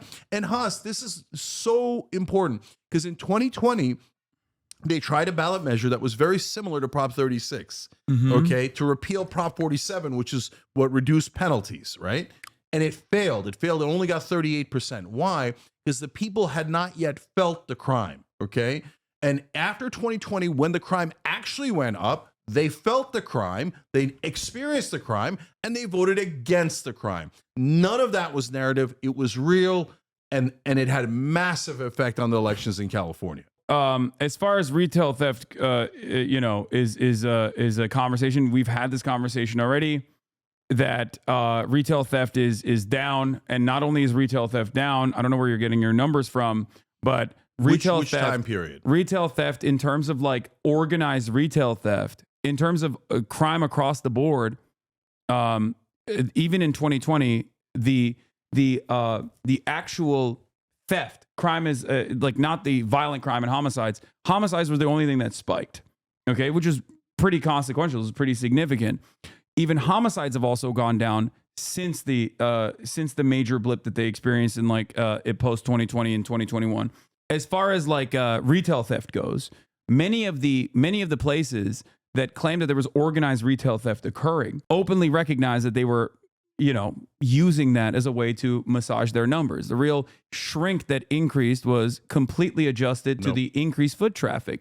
I mean, so this you're is not showing even an article from 2020. I just gave you the numbers from the last 4 years. I know. I'm giving you. I'm showing you that like this is the article that I'm showing that says shootings and killings are up, even in that time frame. Right. So I just gave you the definitive numbers in the last 4 years in California. So it did go up, and Haas, like the reason we're having a conversation that not only is wrong, it's something that the people that actually the people themselves admitted to why it was wrong. That at the time I looked at the situation, I looked at the organized retail theft, I looked at the National Retailers Association numbers, and I adjusted shrink and the percentages that contribute to shrink, and found out that the overarching number of thefts that were occurring were not actually happening as a direct consequence of like organized retail theft, because no one is going to be able to steal billions of dollars worth of merchandise by organizing retail theft. It was actually happening, and you might like this, you might appreciate this, because of fucking automation. It was happening because normal Americans, when they go into a store and they do self-checkout, which is more beneficial for corporations because now you don't have to pay benefits for cashiers. Now you don't have to, pay a whole bunch of people to actually sit at the cash register. Now you don't have to do workers' comp. Now you don't have to do paid, family leave or anything like that, or no health care. Now you just have an automated machine that one person is controlling every now and then. In that process, they realized that shrink would actually go up, because people would just go in and maybe put a Snickers bar in there and toss it in their bag. That is why shrink went up. No, okay? Haas, that is the real reason why shrink went up, or on the theft side, okay? Two things can be true at the same time. So that point about shrinkage and automation is absolutely right. And the right wing totally ignores that. You are right to bring it up. But that doesn't mean that the actual theft at the retail level didn't happen. Number one, the numbers indicate that it happened. Number two, the idea that CVS, Walgreens, all these guys were just decided to pretend that the people were going to steal this stuff and start locking it up when they weren't actually stealing it is crazy. They were actually stealing it. No, people, that's why they locked it up. I know. Do you agree with that? Yes, but okay. So both of those things are true. You can't make up for billions of dollars in lost revenue. But when people go to a CVS and that shit's locked up, they get super mad. I know, and it goes back to literally the same exact thing that we were talking about with respect to seeing homeless people and being like, This is crime. Crime is everywhere, and instilling a sense But of crime panic. is everywhere. And look, so now let's go to homeless But people. you're talking about organized retail theft when this conversation has already, like, we've closed the book on that. That, like, No. CEOs and CFOs have even before we openly go to homeless people. But look, let's openly talk have about the said- substance. Let's talk about the substance. they've openly said that they lied about it. Like, No. Yes, they did. This article is literally that. Haas, Maybe- Look, you're cherry picking. I'm not. And you're getting to a point that they admitted something that they did wrong that I agree with you on. But I'm telling you that two things can be true at the same time. What you're pointing out is definitely right. They've also admitted many other things. They also admitted that they drove up pricing during inflation because they were price gouging and they were taking profits. They bragged it about in their shareholder meetings. That is absolutely right. But the crime is also correct. No, when you go to the substance of the actual laws, I voted yes on Prop 36. Did you vote no on Prop 36? Prop 36 was increasing the penalties. increasing the penalties. Yeah, I voted no on it. Yes. Yeah. So we have a disagreement. Yeah. So what were the penalties? They said for theft under $950, if you've done it 3 times, then we're going to move it to a felony instead of a misdemeanor. Yeah. I totally agree. Okay. I disagree. Yeah. Well, that's because. Do you want to know why I disagree? Do you care? Yeah, of course I do. Yeah. So a couple things. This also goes back to narrative overcomes truth, and narrative is more important than truth. If I were to tell you that the state of Texas has less stringent rules on what constitutes a felony theft than the state of California, which has implemented the $900 policy since like 2014, and it's not a recent introduction into California state law, would you be surprised to find that out? But those two things are crossed together, Huss, because when everybody talks about how California changed the laws and now you can go steal things that are under $950 all day long and it's a misdemeanor, and since it's a misdemeanor, they're going to plead you down to nothing. You publicize that, then everybody goes, shit, let's go steal some stuff because apparently it's totally fine now, and more people go and steal. So that is where the reality meets the narrative. So you're saying that the media coverage over this has led to an increase of people going out and stealing stuff? Both things are true. That the laws were changed, it did make it easier to steal, and then the media covered it, and then more people stole because the media covered it, and they're like, oh, it turns out you could just steal and get away with it. So you and I agree that, like, I'm not saying that no theft has occurred. Of course, it did. We've all seen the videos, right? You and I, on the other hand, do agree that the larger, more consequential increase in shrink came from automation and not like organized retail theft. I think you would agree to that. Yeah, because it's impossible. On the scale of the numbers, I hear you. I mean, I haven't looked at it myself, but that sounds right. It is mathematically impossible for organized retail theft to contribute billions of dollars in lost revenue, because it would have to literally be like pandemonium, because the things that you're stealing, the things that you're stealing are not expensive enough. Like, they're not stealing gold bars, they're stealing deodorant and shit, right? So like, over time, the real ways in which this happens is if this is a mass pattern change and a mass attitude change that makes it easier to steal small things here and there. Those numbers add up in a significantly larger way to the overall shrink of the companies.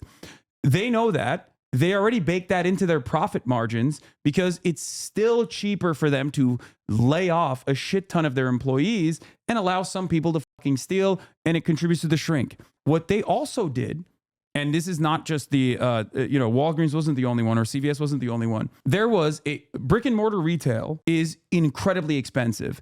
They're getting dominated by Amazon that has now purchased Whole Foods and is doing Amazon Fresh, and they're getting dominated by grocery delivery services. They cannot compete and maintain brick and mortar retail stores. That's why I believe one of these major chains actually went bankrupt recently. I think it was CVS or Walgreens that literally had to close all of their stores. Yes, but we agree on all that. And I'll add on top of that, private equity buys them, and then they reduce their costs. So which then drives a if you vicious understand, cycle. Rite Aid was the one that went bankrupt. I understand all that, but you're not addressing the point. That can be true while crime going up can also be true. No, I'm afraid you're laser focusing on something that invokes emotion, when actually looking at the data shows that the much larger problem here, or the much like not even a real It problem doesn't for matter them. which one is larger. Is Retail actually theft coming went from up 29%. It did go up. It is real. So when But do you get that it's counterproductive when you keep saying things that make people think Because- that you think that they're making it up in their head and it's not real Because at all? I have looked at the actual numbers. But do you see that makes them that Okay. alienates them even more? Okay. You're saying even though it went up 29%, I want you to pretend that it didn't. No, and I want you to say it's not real. Well, No, they're you're- not going to say you're- it. They're- no. And the elections prove it. Okay. Let me give you a parallel here. The Democratic Party kept saying, right, that that the economic impact that Americans were facing was inconsequential, that the economy was good actually, right? They kept repeating it over and over again, and people were like, what the fuck are you talking about? My anger towards the Democrats in that regard was that they basically, and I use this as an example on the Pod Save America episode that I hosted yesterday. And this is a famous tweet that I'm basically paraphrasing. If you saw a homeless person and chucked 2 pennies at them, and then they yelled at you and they were like, "F you, why are you giving me 2 pennies?" Technically, you did improve their, material wealth by 2 pennies. Why are they being angry? Why are they angry at me for genuinely improving their material wealth by 2 pennies? You can frame every number and every percentage in a way that suits your argument, but what you have to look at is the actual data, which I have done. That's why I bring up the National Retailers Association numbers when I'm having this conversation with you about shrink increasing overall. When you say retail theft went up 29%, what you're failing to account for, and by the way, retail shrink has gone down for the record year over year. All the numbers are better in the last year. But the instance where it did go up, it actually went up because there was more foot traffic in comparison to the year prior. When there's more people going into the stores, there are more people who are able to steal stuff. And if you and I both agree that it's not organized retail theft that is like massively contributing to the increase in shrink, but instead it's actually automated. Automated cash registers. But they don't care and about self-checkout. But Haas, the average guy doesn't care what is leading to CVS's decline in profit. So you're saying the average guy doesn't care about the truth? Let me finish. What the average guy cares about is, I went to the store the other day, and I've heard this story 100 times, and they're not making it up, and it's backed up by the numbers. I went to the store the other day. Some douchebag walks in, grabs a bunch of stuff, and leaves. And then I feel like a sucker sitting here paying for it because apparently anybody can come rob this place. And that's not even recorded in the numbers. And the numbers are still up. And there's a giant mountain of things that did not get reported because there was a period of a couple of years here in LA. It's better now, where I was we probably talked about this before too. I was at a Supercuts. The window's broken. Why? People come in here all the time, take whatever they want. They smash the windows. We stopped calling the cops because the cops aren't showing up. Why aren't the cops showing up? Partly because they were trying to prove a point. Oh, yeah, you guys are protesting us. We're not going to work. But another reason was because they would bring people to the DA. And the DA would say, not just because of Prop 47, because George Gascon said, don't prosecute them. Don't prosecute. Put them back on the street. In terms of not reporting crimes, went up. I can't And speak so for they your local. care- They I care can't about speak for what your local happens to them barber. at the grocery store, and they care that, hey, I don't care about the goddamn shrinkage. What I care about is when I go to buy shrink that. is theft. That's Okay. why I'm saying shrink. It's not about the profit margins. When they go shrink in, is the thing literally is, theft. All those things are locked up, and they're not locked up because of what you're saying. They're locked up because of the crime. They are locked up because they do want to prevent retail theft in general. That's the reason why they lock it up, because of course they don't want people to come in and steal shit, even if it's inconsequential to their even if it's inconsequential to their profit margins. They still don't want people to go in and in the chance that is easy to steal. They lock the shit up. So yes. you think the people of California en masse all got tricked by the right wing into thinking there was crime when there wasn't that much crime?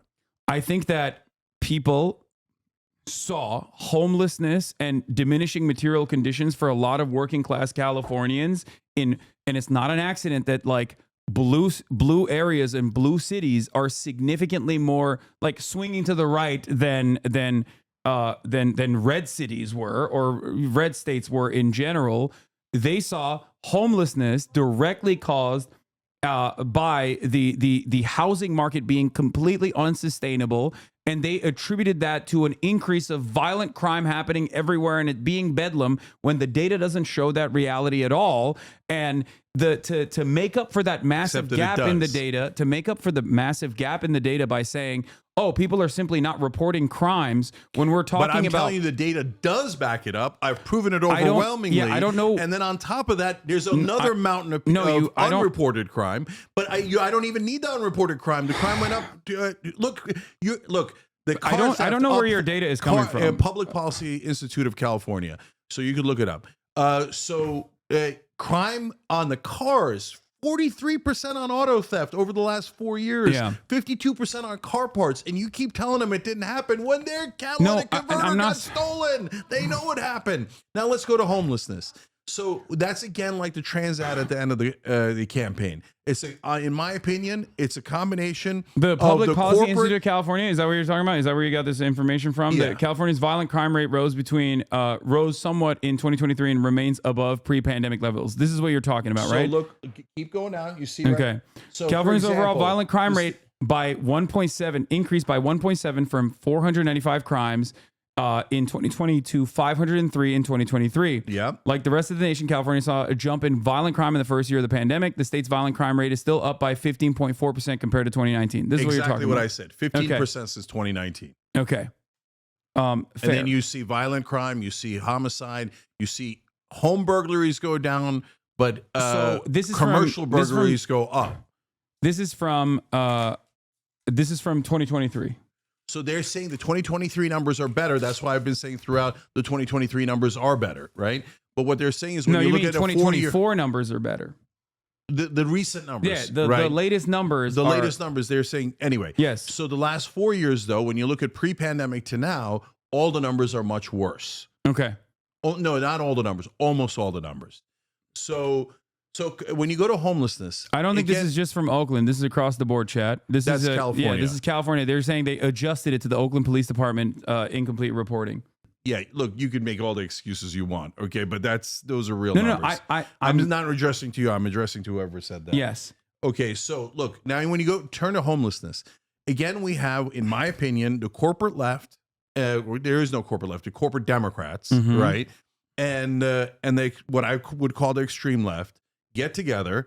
And so you're absolutely right. Gavin Newsom wants to protect his real estate donors who are among his top 2 donors, right? He wants housing prices to keep going up because the real estate guys get paid off of that. Number 2, he wants to has a ton of donors that they dole out and allies that they dole out money to nonprofit groups. They dole out money to, we're going to buy that place and we're going to turn it into housing for the homeless. Except they never turn it into housing for the homeless. They just pay 3 times as much to buy the property. Can I say something? All of that stuff is true, but 2 things can be true at the same time. At the same time, on the city council level, when in LA and San Francisco and Oakland, when anybody went to say, hey, listen, I don't think we should have people shooting up in public. I don't think we should do the local meth market in the middle of town. Okay. The extreme left would show up, the political activists. They literally threw a brick at London Breed. They thought she wasn't extreme enough. And they're like, no, liberty for the homeless. And they're like weirdo libertarians pretending to be on the left. And so they're saying, no, we should do nothing. Nothing. They have a freedom to stay on the streets. We don't care about this. We're looking at the data. Data is more important than whatever people are saying, okay? What you're doing in this circumstance, when you look at the data here, okay, I'm going to pull this up. I'm going to open this image in a new tab, and I'm going to zoom in, okay? What you're doing in this situation is basically looking at just this portion. Because that is what the voters look at when they're going into this election. And not looking at, I know, but you're not looking at the overall trends of crime. I know, but I've pointed that out 1,000 times. I know, but that trend that happened in the 1990s has nothing to do with the trend since 2020. It's not just 1990s. Like, it's since 1960. Since 2000, okay, crime has noticeably decreased and continues to do so. But no one disagrees with that, Haas. Okay. So when you say there's a blip and what we have to do is basically engage in even more rigorous enforcement in a state that has literally by the Supreme Court in the past been told to reduce the number of people that are in their prison system because the prisons are filled to the brim with a bunch of nonviolent offenders with no indication that they're going to reoffend.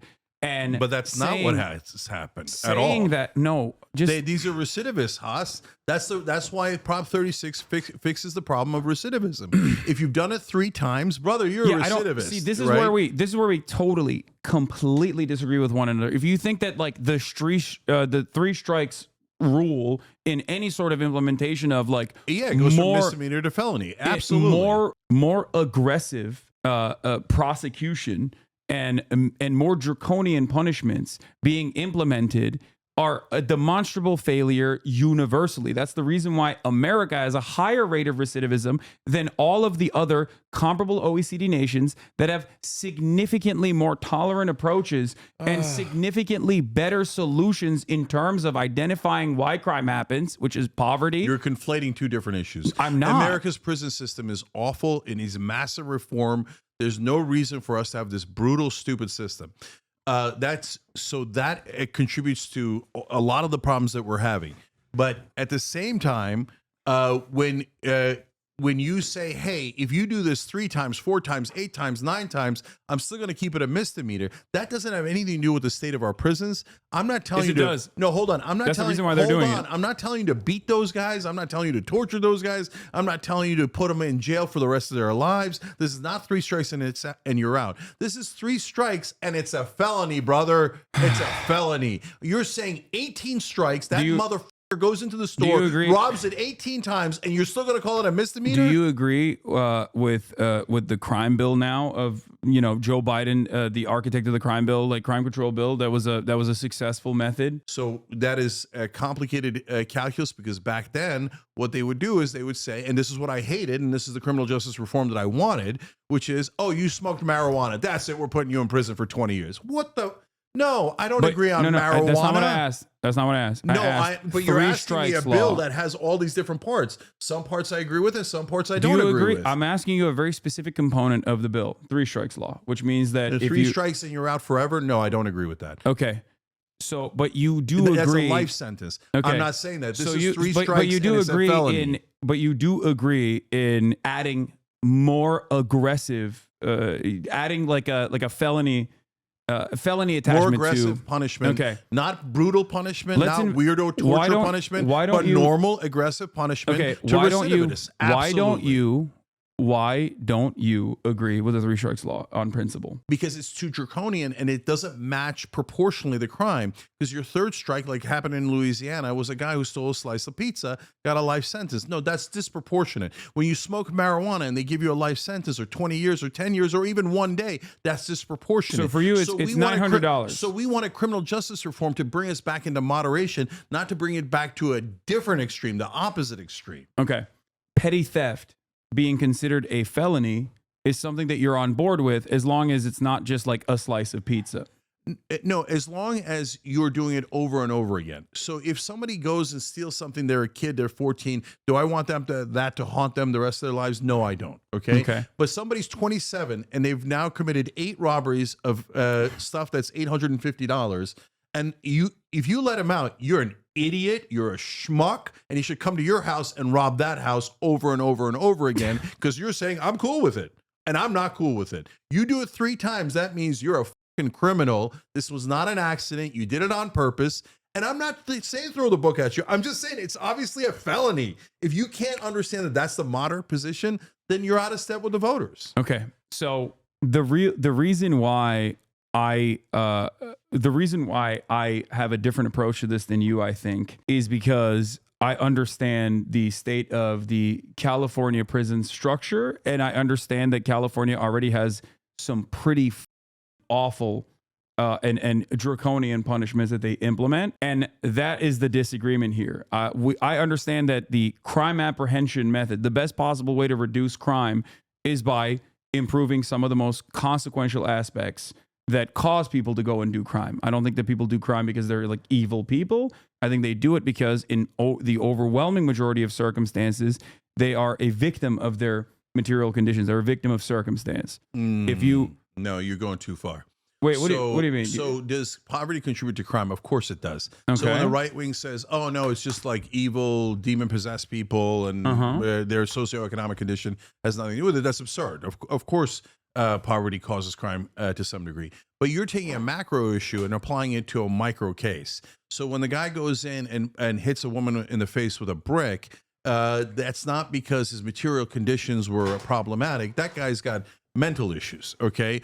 And so and you got to lock that guy up, or he's going to hit another woman in the face with a brick, right? So you can't take the macro. You should address both of those things. The way you address the macro issues, bring down poverty, create better prison system like Norway does. It reduces recidivism greatly. It gets you to a better result. So you should do all those things that I agree with you on, but you should also say, no, on an individual level, if you keep committing crime, I don't think it's because you're an angel that just got misdirected and you're Jean Valjean and you stole a loaf of bread because your sister's kid needed it. No, you're a guy who thinks I can get away with crime, so I'm going to do more crime. If you think that doesn't exist, you're in La La Land. Of course, people are human. They respond to incentives and disincentives. And when you say there's now no punishment, in effect, it's not real. Misdemeanor is real punishment, but unfortunately, because it gets pled down to almost nothing, it becomes in effect no punishment.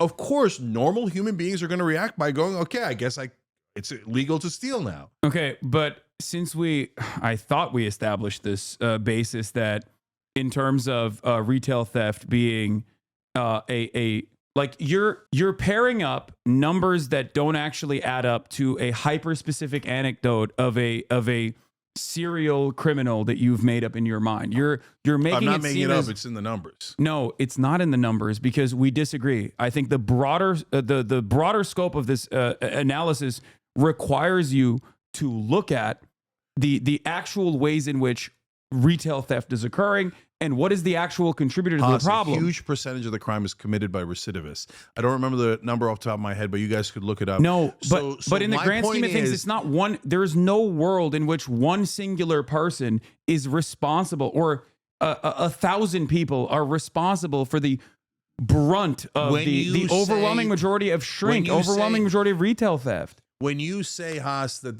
there's almost no consequences for theft under $1,000, you will get more people stealing under $1,000. That's the most obvious thing in the world, and that's exactly what happened. So no, that's not what happened. You keep pointing out a different problem, and I'm telling you, yeah, that's also true. That's also true. That's not what happened. Did crime go up? Yes. You and I are. So you're saying that if there's no 3 strikes on moving into a felony, that it's not going to affect people at all. Are you actually saying that? There is no world in which people are actually contributing to the retail theft in a meaningful fashion because they're constantly going back and stealing. You keep going back to retail theft. How about the catalytic converters? Okay. How about property crime? How about auto theft? Fine. The reason why I'm using retail theft as an example is because you use it as an example. But all these examples are the same thing. They're all going up area that I actually because we're not punishing it. It's one area where I have actually looked into the data. That's the reason why I'm using retail theft. Or should we say, oh, those poor angels? Crime already gets punished. That's the whole point. That's what I'm saying. But a misdemeanor is basically not punishing. No, that's not true. The idea that like criminals are not being punished at all in the state of California is a ridiculous lie. No, but Haas, you're literally wrong here. Factually incorrect. When you have no cash bail, combined with lowering felonies to misdemeanors, what it does is it says, this is a misdemeanor. I cannot keep you in prison. There is no cash bail, so you're free to go. Okay. So then that says to the average guy who's not a rocket scientist, because that's how he wound up stealing shit from CVS. Oh, I just stole from CVS, or I just stole your catalytic converter and they let me out. So that means I should do it again and do it again and do it again. God. So Haas, are you saying if they do it 400 times, you're still going to call it a misdemeanor? They're not going to do it 400 times. What are you talking about? That's insane. Criminal gangs who do it. If someone was literally going in and stealing something 400 times in a row, it would not be a blip on the actual broader billions of dollars that are increased in shrink. So there's no recidivism. No, it's ridiculous. Recidivism is the majority of crime. I know recidivism is the majority of crime. Why is it the state was better? Why can't I draw a line on repeat offenders? Because you're not addressing the problem. When you say these are repeat offenders, we have to bring the law down when we already A do. felony. When we already do bring the law down on these No, we people. don't. We Yes, literally we don't. do.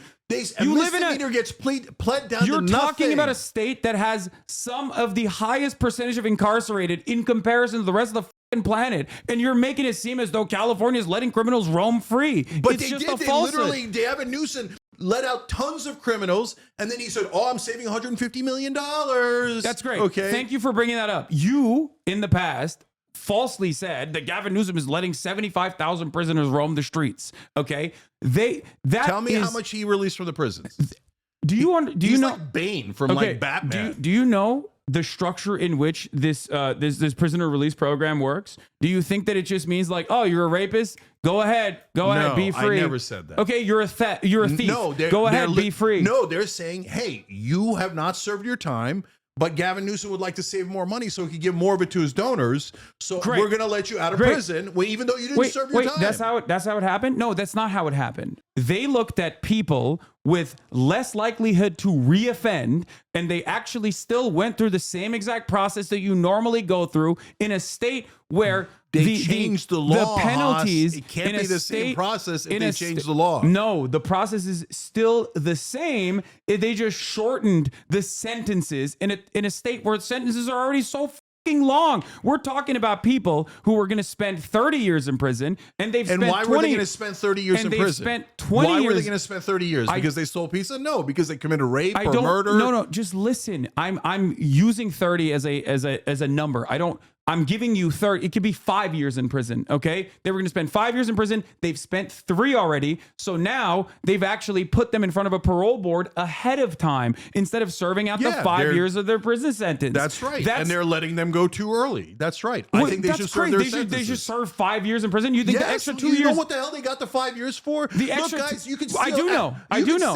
As a matter of fact, I do know. Ad infinitum and not get a felony. A felony is 1 year or higher. To get a 5-year sentence is significant. Okay. And you think they all did nothing? They were all Jean Valjean, and we're just releasing I'm not saying them. that. I'm not saying they're Jean Valjean. Their capacity to reoffend is not going to change dramatically between the 3 years that they're being let out if the parole board finds them eligible and analyzes their capacity to reoffend in the process. In if a you new think that law those people, where they say, but you should let them out. no, that's not true. You're wrong. This is Fox News shit. That's why I'm so frustrated with this conversation. Are they out or are they not out, Haas? Did they change the law or did they not change the law? Because that means that there they was changed the law and now they're out. Yeah, what part of that is complicated? Because that means that there's a shit ton of people that actually have been found by the exact same parole boards with no capacity to reoffend in their analysis that have actually been let out early, and they shouldn't have been in prison for that long to begin with. That's my point.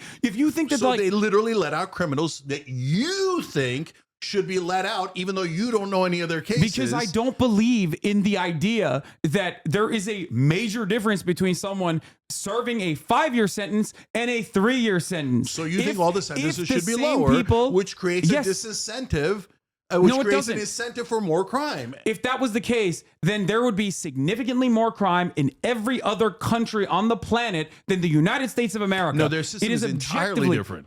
Yeah, You're why is talking it about entirely one different? portion of their system when their system is 100% different than ours. If you said to me, let's go to the Norwegian model, I'd say yes in a second. Okay. And that But you're pushing the country in your as a massive progressive online commentator, you're pushing in the exact opposite direction. I don't want crime. I'm saying yes, I am. but it's not a deterrence. It's not a real deterrence. It's demonstrably unsuccessful. Except for the fact that it was, and the numbers went up, and Wait, the what? voters No, it agree with wasn't. me. No, and the voters agreeing with you doesn't matter. We're looking at the actual. We're looking you think all the Democratic voters are wrong, even though the numbers prove that they are Okay, right. Democratic You voters think voted for recidivism, repeat offenders are no big deal. Democratic voters in the So primary should we process do voted for anything Joe to Biden. repeat offenders? Democratic voters voted in the primary process for Joe Biden. Do you think that the country would be worse off without Medicare for all or not? So Haas, there is both of those. We talked about this already. Both the reality and the narrative have an effect. Okay. So sometimes the narrative that is wrong pushes things over the edge and makes a difference. And so that's why the Joe Bidens of the world win, because they have overwhelming propaganda in the primaries. In this case, But you don't think there's overwhelming propaganda in terms of being... Let me finish. In this case, you're saying, oh, it's the same kind of propaganda, right? Yes. It doesn't actually exist. but we their minds, and then they think that it exists when it's poor people who just are innocent and angels, and they didn't do anything wrong. But all of the people in the Democratic Party in California, let alone the Republicans, all got brainwashed into thinking that there's real crime when there isn't. But you're wrong on the facts. So both things are true. I'm not wrong on the facts. I'm not. You, like, the reason why we hyper focus on retail theft is specifically because it is one that I have like extensively done research on. Okay. That's the reason. I'm sure if I were to look at all the other data that you're giving me, that I could probably figure out exactly what's going on and the way that that data is massaged as well. But having said that, I fundamentally on first principles disagree with you that the solution to crime is more prisons, more jail, more locking up people, and the proof is the American system. It's not binary, Haas. It's not either more prisons or less prisons, shittier prisons or nicer prisons. It's what it depends. What are we doing? It depends. Is it a misdemeanor? It depends or is at it the a end of the felony? day. Is it smoking marijuana? Or is it doing meth in public next to high school kids and junior high school kids? It depends on the material conditions, Cenk. That's it. It depends on social safety nets. That is what it depends on more than anything else. And you and I agree on this. And it saddens me to see that you have like given up hope, understandably, that we will ever solve the underlying material problems. So now you're just trying to burn the candle on the other end. You can do both. No. Just because, well, first of all, you're not even doing either. So we're not changing any of the material conditions. The corporate Democrats and the corporate Republicans have fucked us all, right? All they do is funnel money to the rich and to the corporations. We agree on that. So we're not actually fixing any of the fundamental problems. But in the meanwhile, since we haven't fixed the fundamental problems, crime has risen. And your response to that is maybe we'll fix the underlying problems decades from now. But in the meanwhile, I'm going to let the guy out. And I'm saying in the meanwhile, I am not going to let the guy out. That's not what I'm saying. I'm saying that our prison structure and the way that we look at crime in America, culturally speaking, and in the way that we have written legislation is far more draconian. We're the #1 country for incarceration on this planet. It's worse than China. It's worse than Russia. That is a fact. That is an objective fact. You are looking at a system where America is 4% of the entire globe's population, but houses 25% of the entire globe's incarcerated population, is saying we need more of that. I'm saying this is a demonstrable failure, and what we have to do is fix the underlying material problems, specifically problems that contribute to homelessness. That is the most impactful way that many Americans think that there is like an unimaginable amount of crime that is occurring, including but not limited to some of the crimes that you're mentioning in terms of like stealing catalytic converters and shit. Okay. Is there a number? Is there a number of repeat offenses at which you would move it from a misdemeanor to a felony? Or would you keep it at a misdemeanor if they, no matter how many catalytic converters they stole, no matter how many watches they stole, no matter whatever the numbers are, you don't care? I think it should be. Is there a line for repeat offenses? As is the case with no cash bail, it should be individually determined in terms of the capacity to reoffend by a judge, which is what is going on with cash bail. Cash bail does not mean that like, oh, you did a rape or you did a murder and now you're allowed to fucking roam the streets. There's cash bail for felonies. That's why. Yeah. That's why the felony misdemeanor distinction is so important. So if you go to the extreme right-wing position where they say, things like, oh, they're letting all the criminals out. That's not true. There is no penalty. No, that's not true. It's a misdemeanor. So you have to actually base it on what we're talking about here. So yeah, the judge has discretion in certain cases, but now in certain cases they're taking that discretion away. And in a sense, I say give it back to them because now I think that judges should maintain discretion in terms of someone's capacity to be, a capacity to reoffend in the process of the criminal trial that's being conducted. That is the whole point. The reason why you were taking discretion away when you said you cannot charge them for a felony if it's under $950, period. No matter how many times they do it, you cannot charge them as a felony. And what I'm saying is, no, you should be able to charge them as a felony. And as a blanket rule, I don't mind the number 3. If you've done it 3 times, it wasn't an accident. The reason why you and I have a disagreement over whether or not this is as pressing of a problem is because I think you're being primed by what you are seeing around you and factoring all of that in together to say crime is completely out of control, especially when it comes to theft. And I think you're crazy. The reason why I'm saying that is because, and I brought up the Texas example already, like in the state of Texas, in order for a theft to be considered a felony, it needs to be $2,500. Do you think that Texas does not prosecute? Do you think Texas has a wokeness problem, wokeness in their criminal justice problem? That is a significantly higher number than the state of California. Treat repeat offenders? That is, I don't know how they treat repeat offenders in comparison to California, but I assume that it is fairly comparable to the California structure, especially considering that the felony, the felony part of that, the number for what constitutes a felony is $2,300 or something. Is either $2,300 or $2,500. So clearly, I would do this. I don't want to do this experiment on the people of Texas, but if we did an experiment, and I say it's both, it's the narrative and the reality. So the reality in Texas is what you're saying is that it's up to 2,300 or so, that it's a misdemeanor. If we went and publicized at a national level, hey, you know what? In Texas, it's a misdemeanor. But again, there's differences here because they might not have no cash bail. So then those guys do get arrested and they stay in prison until their trial. So they don't get to repeat offend over and over again. But even so, if you publicize that you're going to get a misdemeanor instead of a felony, I bet you that the crime in Texas would go up because a lot of people would go, oh, misdemeanors usually gets pled down to nothing. Misdemeanor is not as big a deal. I'm much less likely to go to prison under a misdemeanor. I'll go steal more in Texas. I think the crime would go up. You think the crime would not go up if that was a well-publicized fact? So you're saying that it's because the media hasn't covered Texas's felony distinction up until this moment. You were saying that. You were saying the narrative makes the difference. No, I'm saying that narrative doesn't contribute to the material reality one way or another in a way, in a more meaningful way than like people feeling the consequences of not being able to make rent or not having the same job attainment, not having the same living wages that they're supposed to be getting when wages are outpacing or when inflation is outpacing wages. You're making a macro micro difference. No, guy. it's not the guy who's doing the theft is not some sort of angel in your macro world that if he was it's not. rich, I'm not saying he's an angel. That. I'm not saying he's an angel. I'm not making the difference between you and I think in this conversation is that you're applying some semblance of like morality to the action. I'm not. I'm saying human beings are immediately reacting to their material circumstances. I'm not ascribing a moral value to that because I want to solve the problem. And I think moralizing the ways in which like people steal. Some people steal for honorable reasons like Jean Valjean, and other people steal for bad reasons because they want to be bad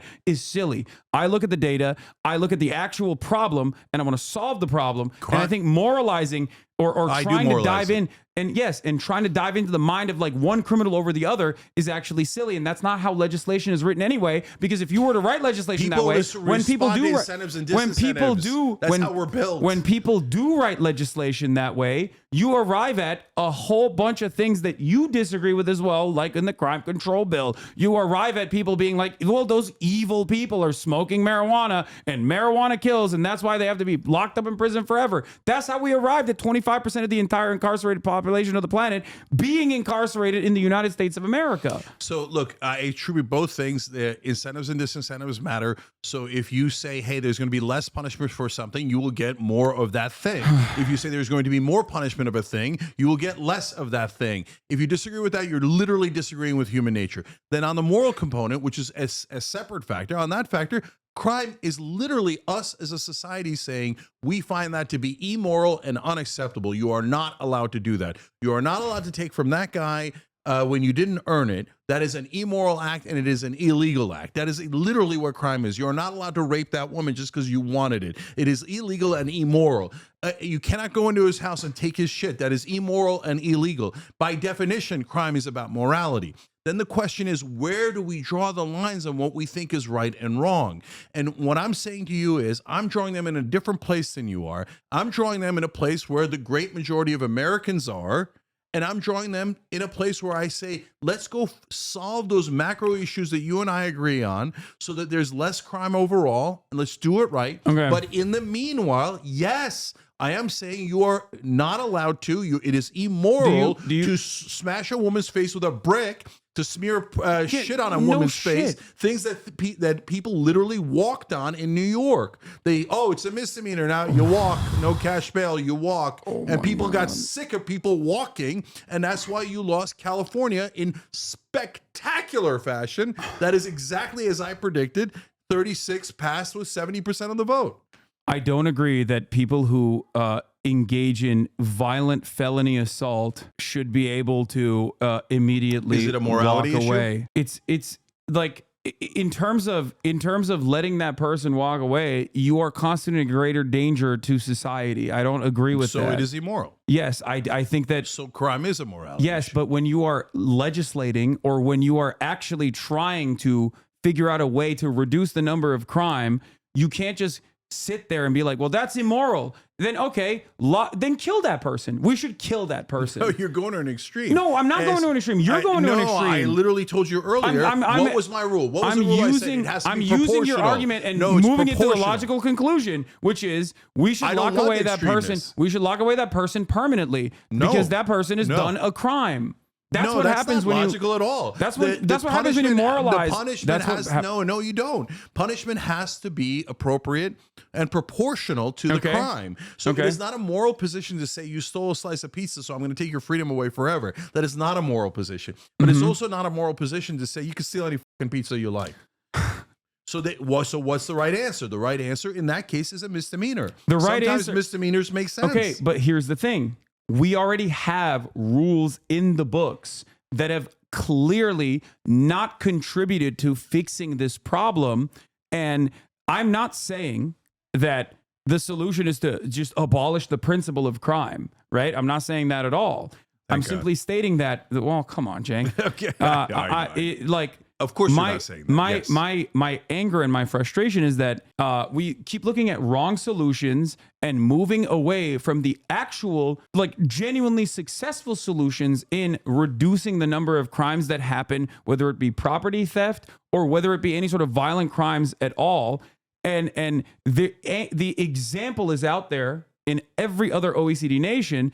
And instead of looking at that and going, this is in the direction that we need to move in, which is something that you do when it comes to Medicare for all. It's something that you do for socialized medicine, but it's for some weird reason not a thing that you factor in when it comes to the actual. Except I do. When it comes to the actual issue of crime.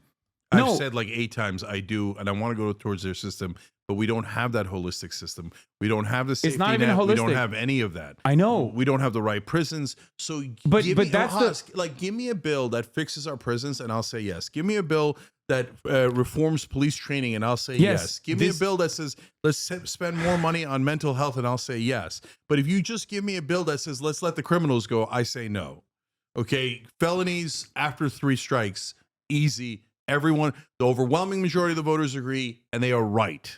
By the way, let's keep going. Let's go to the next thing. The 3-strike misdemeanor conversation that is like the conversation of like taking 3 strikes and turning it automatically into a felony does actually put a 3 pizza slice guy in prison, just so you know. Yeah, it does. It puts him in prison for a year. A felony is a year or more. Okay, so if someone steals 3 slices of pizza year. No, 3 different instances. Yeah, in 3 different instances. Yeah, they are a repeat offender. You're giving the most extreme, lowest example you could find. I can give you 3. A guy smashes into a jewelry store, takes a $900 watch. Mm-hmm. He does it 340 times in a year, and you still say a felony. Okay, so we both have extreme examples. And I'm saying, no, that's fine. If you go and break the law 3 different times on purpose, goddamn right it's a felony. Okay, here's why I think you and I will never see the world in the same way. I would rather have the jewelry guy go free if that means the 3 pieces slice also gets to go free. Yeah, we disagree. Yeah, I think 100% I stand on that. And good news is we just had an election about it. And it got decided. So I think the voters said, we agree with Cenk.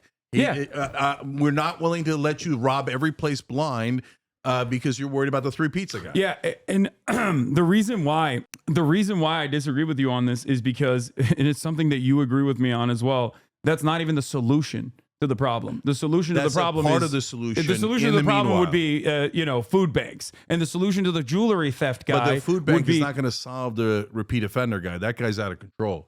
So the repeat offenders are totally out of control. The guy who's stealing 3 pizzas is you're taking the lowest possible example. and you're taking the maximum possible example. And what I'm telling you, in that range, in that spectrum, from the lowest to the highest. Yes, I am perfectly comfortable with saying but that's not how the law works. When you do the 3 strikes, you're doing it on purpose. You're a criminal and you like to rob other people's shit, yes, you go to prison. Hold on. By numbers, what kind of crime do you think is going to happen more commonly in this process, or has been happening? The guy who's stealing pizzas and 3 slices, and now he has to go to prison for a year, or the jewelry theft? Oh, so my guess is, first of all, we're both guessing. And the more common thing of just going into a store and stealing whatever you want is way higher, way higher than the guy who's like, oh, I'm so hungry. I just need 1 slice of pizza. By the way, go outside a pizza shop in California, anywhere in California, like San Francisco, etc. Hey, say, hey, brother, I don't want money. Can you buy me a slice of pizza? And that guy will buy you 8 slices of pizza. Okay. The next guy will buy you 8 slices. That's not what we're talking about. Nobody's going hungry. There's food kitchens, that's not what we're talking about. Soup kitchens, you can do all of that. So I'm not talking about the morality behind like theft. What is I'm more saying, common? what's The more guy common? who's hungry and stole the pizza, or the guy who's like, oh shit, cool, free shit for free shit. Free shit. Way more common. 10,000 times the guy more who common. says, I want to steal, I want to go into Rite Aid and steal deodorant and shampoo or whatever, right? Whatever. What do you think is more common? The guy who's stealing deodorant, pizza, any number of different things, or the guy who's like facilitating a jewelry heist, a smash and grab at a jewelry store? Now we're getting into such micro things, Hus. There's some gangs who do it on purpose. They realize, oh, there's a loophole here. We're going to exploit that loophole. And sometimes they'll even use kids because they'll even get lighter sentences, get off easier, etc. Then there's randos who do it because they heard on the news that it's basically... You do realize why I'm asking this question. It's because when you write legislation, and I think you agree with this this principle, like when you the abortion abortion restrictions, right?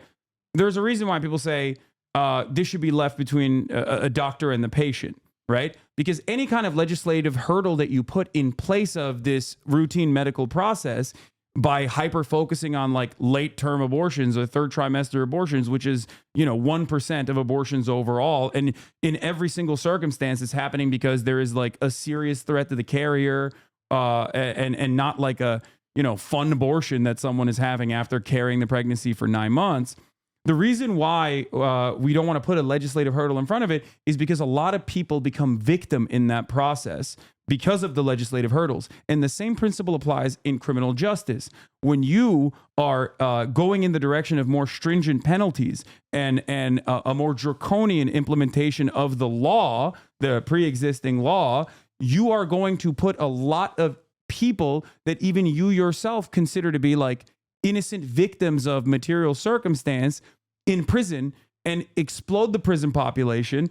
The way to make up for that now is to not only just open up new state penitentiaries, but implement private prison facilities. And it contributes to the same cycle of violence and a lack of lowering the recidivism rate to begin with. So we're looking at a situation, and I feel like it's very reactionary thinking to look at like America's criminal justice system that you and I both agree is fundamentally broken, and say we need more of that because there's not enough of it happening, when in fact it has nothing to do with the actual draconian ways in which we have rigorously applied the law, and everything to do with the underlying material circumstances. And in the absence of no one actually fixing the material circumstances, you're saying, well, in the process we should just like criminalize more shit.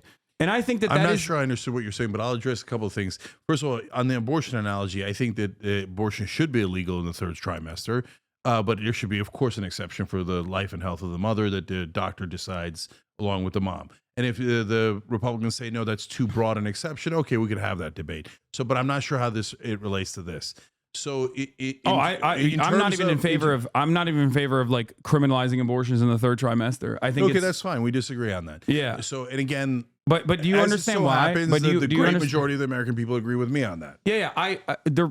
My job as someone with a perspective is to try to get other people to understand where I'm coming from on this issue. And I think I can try and communicate, I did, as to why criminalizing 3rd trimester abortions, which is an incredibly rare procedure to begin with. It is incredibly rare. It's an incredibly rare procedure to begin with, is only adding additional legal hurdles in an otherwise incredibly traumatic experience that the carrier is going through. What it's doing is completely unnecessary. It's making your position look extreme for no reason, when the great majority of the incredibly rare cases are a medical necessity. Almost all of them are a medical necessity. Once you put a medical necessity exception in, you're needlessly making your position look more extreme by saying you're allowed to abort up until the day of the delivery. No, there's That's always not a good there's always position going to take, be and there's it's also not no, correct. it is I think.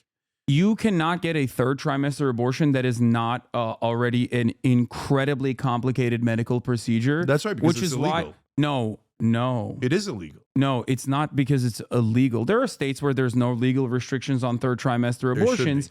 The reason why it is unnecessary and conciliatory to the Republican position that is born out of not real truth of the matter, but instead hysterical, made up hallucinations like women are getting fun abortions after carrying a pregnancy to almost term, is because you're adding an unnecessary legal hurdle on a complicated medical procedure that is automatically limited by its own complication. If you do that policy, Haas, the Republicans It already exists. No, I get it. And by the way, and the Republicans do use that in debates. So And what you're it saying does we is it hurts So you're saying- abortion rights. It hurts abortion rights because what winds up happening is they go, oh, these sons of bitches want to abort right up until the day of the abortion, and that's why they're so extreme. Make sure you agree with us. 6 weeks. Wait, how the hell did we get to 6 weeks? Everybody already agrees to 24 weeks. Yeah. 24 weeks is the correct standard. You know what they 24 said? weeks protects almost You know what they all say after women, that? You know what and they you to protect the women beyond Now that. they say post-birth abortions. It's ridiculous, but they're But going to then keep when you have the repeating correct it. position They're that the gonna- great majority of Americans agree with, you could easily beat back that you extreme can't- statement no, that they're making. You cannot concede or cave or capitulate to right-wing framing, especially when it's not born out of the data or the reality of the matter. You're saying I think it should be illegal. They make people in look the third crazy. trimester. But I think it should be illegal in the third trimester. Okay. Why? Because I agree with you. It's exceptionally rare, and almost all the time it's medical reasons, and people don't have abortions for fun. Yeah. But especially at that point, because it's such a I totally agree. Such an invasive procedure to I actually totally conduct agree. that Okay. automatically limits the number of people that can get know. it regardless. But as a matter of law, should you be allowed to get an abortion because you chose to after the fetus is viable? And I think the answer is no. Once the fetus is viable, it's an independent human being, and you don't get to make that choice on your own without a consultation of a doctor saying, "Yeah, no, you're right. Your life is in danger." fetus viability will improve with medical science as well. Does that mean that if in the future the fetus could be I've always viable thought outside that. of the womb, Yeah, in like take it the out first? and you deal with it. Yeah, I think it's okay. That's crazy. You think so? You're saying if a fetus is viable and the pregnancy just got started, Yeah. and somebody says, "I'll take care of that baby," Do you understand the say, process? No, of I don't want to. Do you understand the process of taking it out? That is also an invasive medical But you're procedure. saying in the future when it's possible. Of course, I'm not saying now. But fetus viability can happen at what, like 6 months? Let's say a premature baby can exist outside in a vacuum. Like the fact that you have to still cut a woman up to be able to get that out is like, I know, but we're not cutting her up, Haas. We're just saying you have to finish the pregnancy. no, I fundamentally disagree with you on this. Okay, no problem. We'll I'm disagree. just letting you in know. the third trimester. By the way, my standard is the Roe standard, right? You're going beyond Roe. Roe said illegal in the third trimester. Yeah, I don't care. I don't like Okay, my so statement you're is going my past statement Roe, is and I'm saying no. Roe's- Roe applies a minimum standard. That's the most important. That's the most consequential aspect of Roe is that there is a minimum standard that states cannot go beyond. And I think that it's valid to have a minimum standard as a federally protected a mandate when there are plenty of states, as we saw, that already had automatic trigger laws that would implement if Roe v. Wade was overturned. As long as there's a minimum standard, then that's good. I would go so far as to say that there should be no legal hurdles whatsoever, especially considering that the third trimester abortions, as you and I both agree, is not like a fun abortion, especially because the process in which you're the process in which you're getting to a third trimester is already laborious to begin with. So strategically, I bet we have a disagreement here. When I look at the abortion issue as an example, Republicans say that it should be either 0 weeks or 6 weeks where the woman loses her rights, right? Loosely speaking, the right wing says that. You're saying the entire 9 months it should be up to the woman, and I'm saying 24 weeks. So now the majority of Americans think 24 weeks. But I don't. But if we go with your 9-month strategy, House, what I'm worried about is is that it's we're going to wind up at 15 weeks instead of 24 weeks. Because the Republicans are going to say, look at how extreme they are. Look at how extreme they are. They're saying that you should be able to, whether they do or they don't. Regardless of the majority position, the to, Republicans did undermine the democratic process. I think you and I are aware of that, right? What do you mean by that? Like, regardless of how good of an argument that the Democrats could have presented on this issue, the Republicans still went in. What did they do? They used the Federalist Society over the course of 45 years and basically, beefed up the ranks of the Supreme Court and actually did undermine public opinion on this matter, the democratic principle on this matter. I don't agree with any of that. They took over the Supreme Court, but they didn't do it in an undemocratic way. They won elections. The only thing that was undemocratic and wrong as a matter of process the Supreme was Court is an Garland. inherently undemocratic. The Supreme Court is an Well, now undemocratic you're disagreeing institution. with the Supreme Court. No, I don't agree with that. But the Supreme Court has done massive damage, and it's because the right wing did put in activist judges, etc. But in terms of, and I think Roe v. Wade was decided wrong. But as a matter of law, I would adopt Roe v. Wade immediately. The three appointments. You're going to drive them to go to 15 The three weeks or appointments 6 in the weeks. Supreme Court lied to the American public in congressional hearings deliberately, calling Roe v. Wade a super precedent, implying that the democratic wishes of the American population. Oh, everybody knew they were fucking liars. Yeah, other than the I know, senators but and there's a mainstream reason why media. they did that. Is because that's inherently corrupt and inherently undemocratic. The Supreme Court as a function is not democratic. If you believe a right-wing Supreme Court candidate, when they say they're going to call balls and strikes, you're a moron. Yeah, I don't. I never Okay, did. But my right. point is that it is a fundamentally undemocratic institution. On its fundamentals, the Supreme Court is an undemocratic institution. Now we're debating the Supreme Court. That's too long a debate, brother. Okay, but I you need checks and balances. You need a judiciary. If you want to structure the Electoral College differently, yes. By If you want to design. structure the Supreme Court in a different way, I'm here happy to hear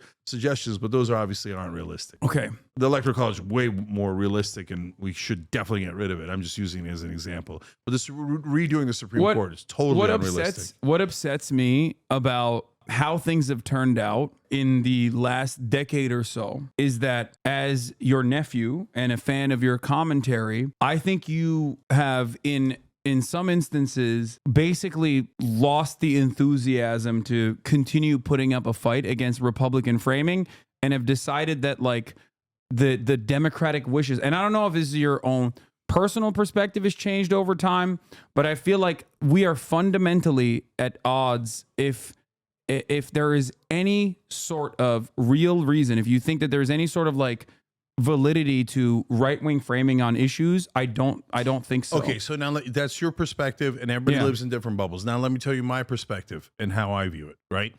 First of all, you can go back 20 years. We're on tape on all these issues. I haven't changed any of my positions. I said the same exact thing about abortion, same exact thing about crime, same exact thing about everything. So there is no turn. There is no right wing. Mm-hmm. There's no agreeing to right wing framing. The right wing framing of post-birth abortions is lunatic framing. There is no such thing that's called murder. We beat back all the Republican framing on all of these issues. It's lunatic framing that you are willing to concede to, though. I'm not when you, conceding to no, it, no, no, Oz. no, You're no. making that up. When you say third trimester abortions, there should be legal penalties for people that get third trimester abortions if they're having it for fun without like any sort of medical But I didn't necessity. say for fun. And so you're You didn't saying say that that, the but you're Supreme saying Court that in the Roe v. Republicans Wade look- was agreeing to right-wing framing when they said that abortion should be legal for the first 2 trimesters? That was right-wing framing? No, that was what we wanted. Abortion should be legal for the first 2 trimesters is reasonable to protection at the federal level. That stops red states from actually implementing worse penalties. Let me get to my perspective. In my perspective, what you guys are doing is both, number one, I don't agree with it on the substance of it and have never agreed to it on the substance of it. Number 2, most importantly, I disagree with your strategy. Your strategy appears to be take the most extreme left-wing position and defend that hill forever and ever and ever. And what that does, in my opinion, is it gets the average American, the moderate and independent, to think, oh, all of the left, all of the Democrats are super extreme. They take the extreme position on every single issue. And it's a position we do not agree with as the average American. We don't agree with you on an extreme position on crime, on abortion, on all these things. And then what you do when you make that strategic mistake is that empowers the right wing to say, you see how extreme and wrong they are. That's why abortion should be 6 weeks and not 24 weeks, or 15 weeks, not 24 weeks. That's why we should we should go back to the bad old days where we punish people for smoking marijuana. That's you encourage every part of their worst instincts and get people to believe that instead of them being extreme, we're extreme. When in reality, on almost all issues, the right wing in my lifetime, especially the Republican Party, has been so much more extreme than the left has. But you guys have ceded that ground and raised your hand and said, yes, we're the most extreme. Please, we're the extremists, right? I think attributing terrible strategy. I think attributing the right-wing domination over the American political sphere to the left going too woke or too extreme is silly. You and I have a disagreement in dealing with these issues when they come up. I think the Democratic Party should be closer to the Republican Party in the way that they engage with politics, not on policy, but in the way that they engage with politics. If the Democratic Party frames the Republicans in a certain way that makes them look bad, they never turn around and go, you know what, you're right, actually. I'm so sorry. I'm going to cave to you. You're right. I'm so sorry. You said we're Nazis. To them. They're my positions. You're okay. Well, regardless, on principle, this is at the heart of the problem that I have with the Democratic Party is that instead of saying this shit's a distraction, shut the fuck up. Here's what we're going to be implementing. If you want to fight against that, then you can go so far as to do so. If you want to do that, go ahead, have fun. Instead of saying, I'm so sorry. You said we were too extreme on abortion, and that's why we need to, actually give ground to the insanity that you just made 24 weeks is the correct standard. The overwhelming majority of 70% of Americans agree with me that is the correct standard. So let's fight for the correct standard instead of the incorrect standard, which makes you look extreme, and then you get a worse standard on this issue. By the way, the reason why we got to this point was originally my statement was, if you actually do enforce an unnecessary legal hurdle, then there are going to be victims. That's how legislation works. That's how rules work. There are going to be unnecessary victims on that. On legal issues, I am conservative. And so what I mean, and I've said that all throughout. So what does that mean? That means I don't believe in activist bullshit justices going, oh yeah, I think money is speech. I think bribes are not bribes. They're just suggestions to politicians. Fuck you. You're an activist piece of shit.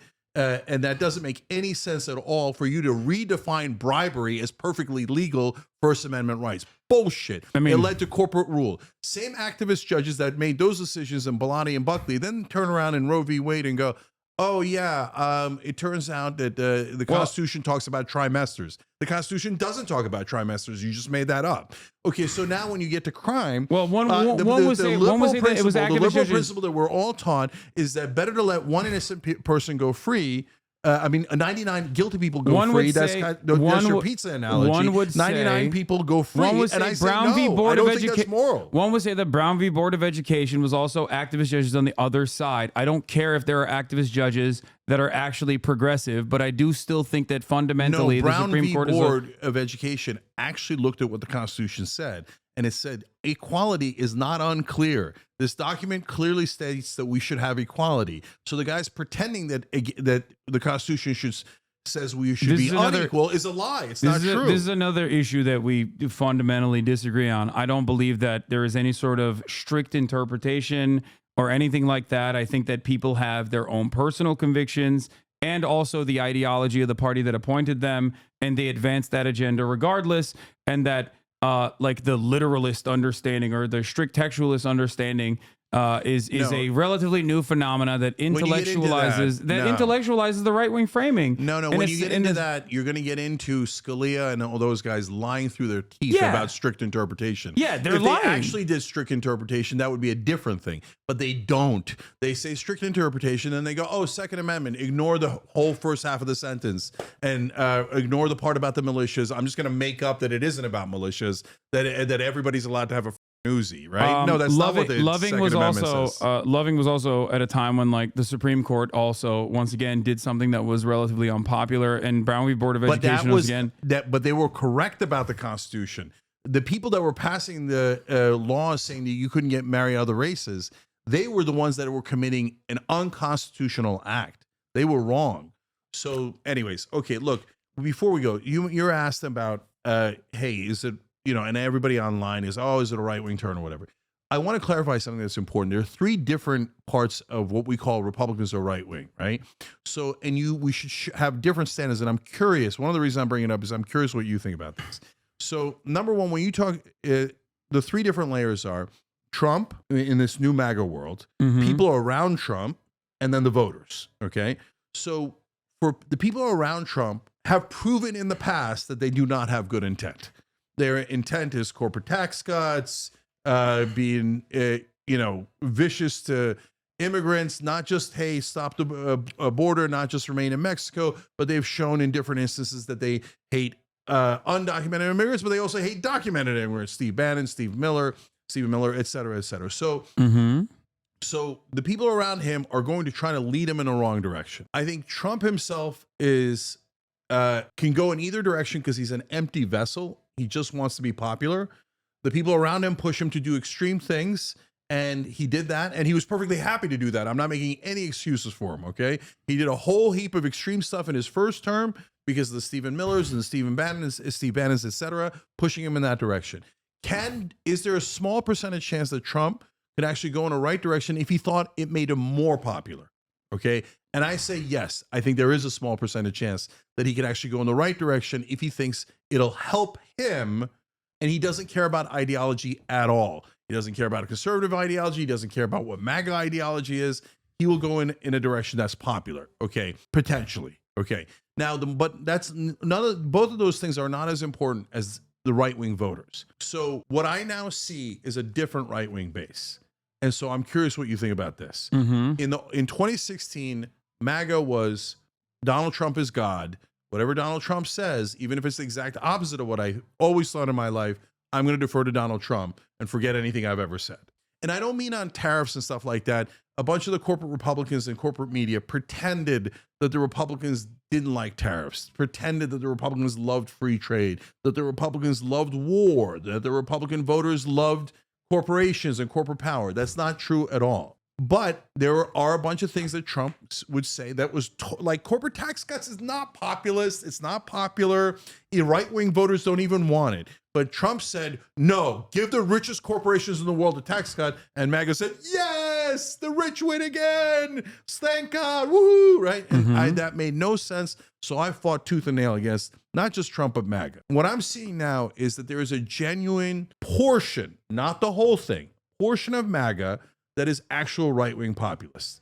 And so what that means is we might disagree with them on social issues and we fight like hell on those social issues, but on some core economic issues, they actually are anti-war. They actually are anti-corruption. They are these things. I'm not saying Trump is. I'm not saying his advisors are. I'm saying the actual voters are.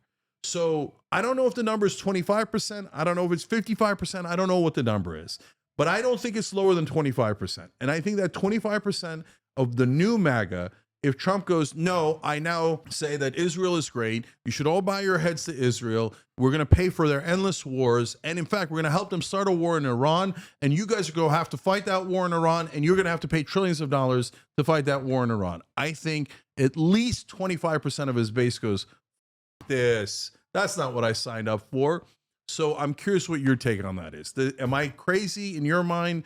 There is no such thing. MAGA's still blind. No, I think most Americans don't give a shit, and they operate on vibes alone, and they operate with whatever is in their pocket, and they might not have voted for Donald Trump originally because they were like certain that he was going to, that they were 100% certain that he was going to do mass deportations. Some people probably didn't even consider it. Other people certainly were interested in it. I don't think that every single person voted for 20 million immigrants being forcibly deported from this country by using the military, but that's neither here nor there. I think ultimately, whatever Donald Trump does, his base of support is still going to figure out a way to go along with it just like they did. Trump did a whole bunch of unpopular things in 2016. He will continue to do a whole bunch of unpopular things this time around as well. and people are still going to find a way to reason with it and justify it as a sunk cost fallacy. In their minds, they're like, yeah, we voted for this guy, and I think things are probably going to be better. And you have a massive right-wing media ecosystem that will look to make it seem like that is the case, that Trump is actually on board with these principles that he claimed he was on board with. And we see this with Marco Rubio. Marco Rubio is a hawk. He is not a populist right-winger, and yet you don't see a lot of chirping coming from the MAGA media ecosystem. I do see it. That's the difference. So I'm looking at right-wing populists, and when I tell them Marco Rubio, Elise Stefanik, Mike Huckabee, and Mike Waltz are Team Israel, Team Miriam, and they're neocons, and Tom Cotton's a neocon piece of shit, they go, yeah, we agree. Okay? Yeah, but they don't care. So they might not care now, but if they start a war and they say you pay for it and you fight for it, I think they're going to care. Hold on one second. And by the way, as he's closing that, because you think right-wing MAGA, some portion of it, 25% or whatever the number is, right, might agree with us or might do the right thing, doesn't mean that you agree with them on all the wrong things, right? Like a good example is the Consumer Financial Protection Bureau. And this goes to your point more so far, right? Which is Consumer Financial Protection Bureau is cops on Wall Street. And every dollar spent there returns $20 in stolen money from the bankers. Yeah, and the Republican donors hate it, and Donald Trump is going to nuke it into orbit. Yeah, and there I'm saying, look, I disagree with MAGA. If MAGA agrees with Trump on that, I disagree. No, you guys are wrong. You're going to let them rob the place blind, and helping Wall Street is not a populist position. So this idea that the government is by definition is wrong is irrational. It depends. What's the government doing? The government does the military. The government does cops. The government does firefighters. The government does teachers. So should we not teach anyone? Should we not have any cops? What is the government doing? And the Consumer Financial Protection Bureau is not something that is meant to oppress Elon Musk and is some sort of woke thing. No, it's the thing that says, hey, when Wall Street robs you, we come in and we reverse the robbery. And you know we're right because they have a team of lawyers and their squadron of lawyers concede and pay giant fines because they were robbing you, right? I think he threw a bone at the Teamsters by picking like a more favorable a Republican that was actually in support of the PRO Act, which puts her ahead of the likes of Mark Kelly famously. But ultimately, when you look at her AFL-CIO score, she's still scoring at 10%. So I don't think that these people. Teachers Union wants her. The Teamsters wants her. Almost every union wants her. I think they're making a calculation that like she's better than a absolute psychopath that they were going to put in place, and I totally understand that. I know, but that's still far worse than a Democrat putting. Would you? If let's say you unilaterally can decide she's a labor secretary under Trump, yes or no? What do you decide? Yeah, no, I have a decision in this process. You don't get to pick who it is. You just get to say yes or no to her. Oh yeah, no, I do say yes to her. Okay, over. I agree. Yeah, no, you and I are in agreement on that. I'm saying that like I think that it is simply leaning in that direction. It's the same reason why like Josh Hawley presents himself as a populist when he's not. You know what I mean? No, he's half a populist now. He's a quarter of a populist now. He stopped taking corporate PAC money, and what happened right afterwards? He became anti-war and anti-corruption. Now, you could say it's bullshit, but if you vote a certain way, it's not bullshit. Votes are votes, okay?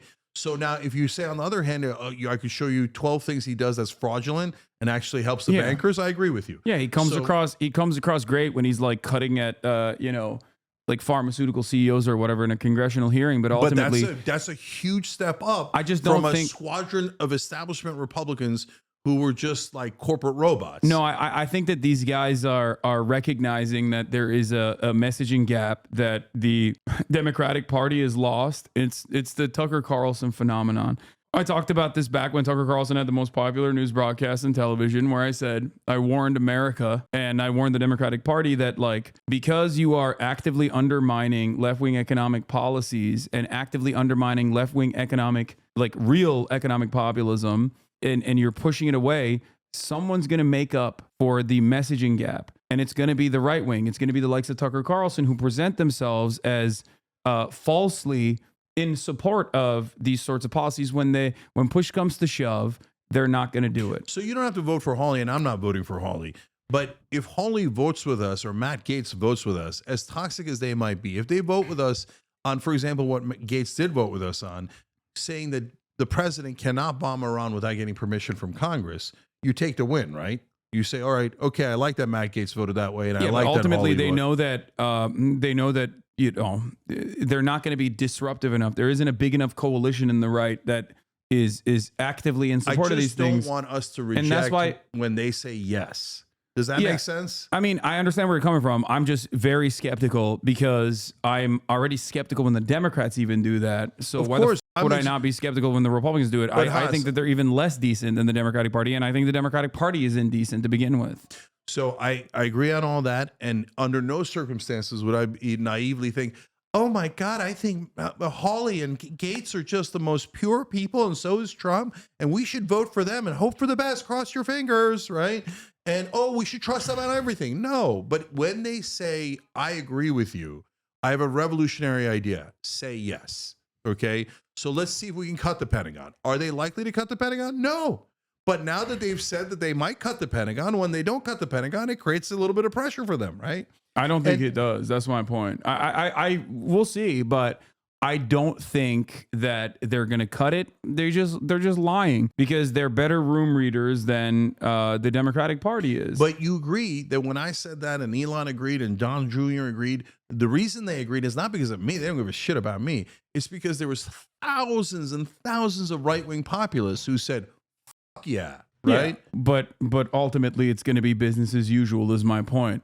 And the then, Republicans, so then the right-wing populists will see that, hey, it might turn out that Trump is just as full of shit as the Democrats are because he's a politician. At this stage, I think it's literally, and it was what I responded to you with as well. It's like that Republicans at least understand that like it's good to lie to win elections, whereas Democrats have completely even dropped that principle where they're like, or that's not even true. They lie about the lamest shit possible. They're like, they're not going to fucking do a $50,000 tax credit for startups, but why the fuck are you lying about that? Yeah. Lie about healthcare instead. If you're going to fucking lie about something good. And the Democrats totally agree with that. The Democrats are literally they've given up on lying about good shit that they're not going to follow through on in an effort to win elections because they're playing the role of controlled opposition at this point where I think they're comfortable losing to Trump. They're comfortable fundraising off of Trump's victory. They're comfortable not having to legislate. So I slightly disagree with that. But it's a degree because what it is in the old days, we just had a uniparty, corporate Republicans and corporate Democrats. They all pretended to have fights, good cop, bad cop. And then corporate media would come in and go, oh my God, they disagree so much. Oh my God, bipartisanship broke out. They've agreed to tax cuts for the rich. Everybody celebrate. Bipartisanship is so good. And corporate Republicans and Democrats would go, yay, bipartisanship. Help the rich, right? So that's the game that was played for almost my whole life. Then Bernie came along and said, no, this is bullshit. All they're doing is helping the rich. That's my wing of the Democratic Party, economic populists. I love that. That is true. That was a first brick through the window of the establishment, right? Rhetorically, metaphorically, politically. And then Trump came along and Trump realized what you're saying, which is, populism works. Look at Bernie, look at this. But they came to it at the same time. He was already, yeah. I think he was organically there. Yeah, he was organically He was an outsider. He's always had like unique opinions, unique positions. But what he did was he tested all these positions because he would sometimes even in the same appearance or in the same speech would say two things that diverged from one another, were the opposite of one another. And he would see what the crowd cheered more, right? So he realized, these are the populist positions that the right wing likes, and he went in that direction. And hence, and we've talked about this before too. The example I always use is a guy in Western Virginia in 2016 election. One of our reporters interviewed him. Ojeda? No, it's a rando. He's a guy who was doing actually a strike for higher wages at Waffle House. Okay. He was leading that strike. And he said, look, why are they supporting Trump over Hillary? Because Hillary says all the coal mining jobs are gone and they're never coming back. And Trump tells us that he's going to bring back all the coal mining jobs. Now, we know he's full of shit, but at least he has the decency to lie to us, right? So that goes exactly to your point. And that's right. So when I don't want the politicians to lie at all, but that's all they ever do, right? So for the Democrats, they thought, oh no, Trump's a liar, but our guys are angels. That's so naive. That's so naive. It hurts the brain. I don't think Right. anybody in this community thinks that the not in this Democrats are. community. Not in this community. I'm saying mainstream media, We are corporate the Democrats. activist left that is too woke for and tarnishing the good reputation of the Democratic Party. Yeah, In your estimation, probably. I disagree. All right, well, and you should tell me what name to call you guys. But so Trump. So, and I would say to the right wing guys, if you think the establishment Democrats are obviously lying, did it ever occur to you that Trump might also be lying? It's the same exact thing I tell to the Democrats. Trump's always lying. Did it ever occur to you that Nancy Pelosi and Joe Biden might also be lying? Yeah, Did it ever occur to you? I'm not saying to you. I'm saying to like the establishment Democrats, right? Did it ever occur to you that maybe Joe Biden is too old? Maybe he does have cognitive decline. But right wing, I'm asking you the same thing. Did it ever occur to you that maybe Donald Trump also lies? And he lies a lot. And he's trying to give you guys what he thinks you want so he can win the election. But if you hold him accountable after the election, I'm here for it. Okay. I just but don't if think you they're don't gonna hold do him that. accountable and you let him lie to you, and all he does is corporate tax cuts again, well, then okay, then you're just as much a sucker as the establishment Democrats. They're not going to do that. I don't think they're going to do that. Maybe I'm wrong, but they didn't do it the first time, and they're not going to do it this time either. And I don't even think that there is any sort of real machine in this country as a direct consequence of the labor force and labor unions being gutted out year over year by corporate-backed Democrats and Republicans alike, that there's no mechanism of pushback to begin with.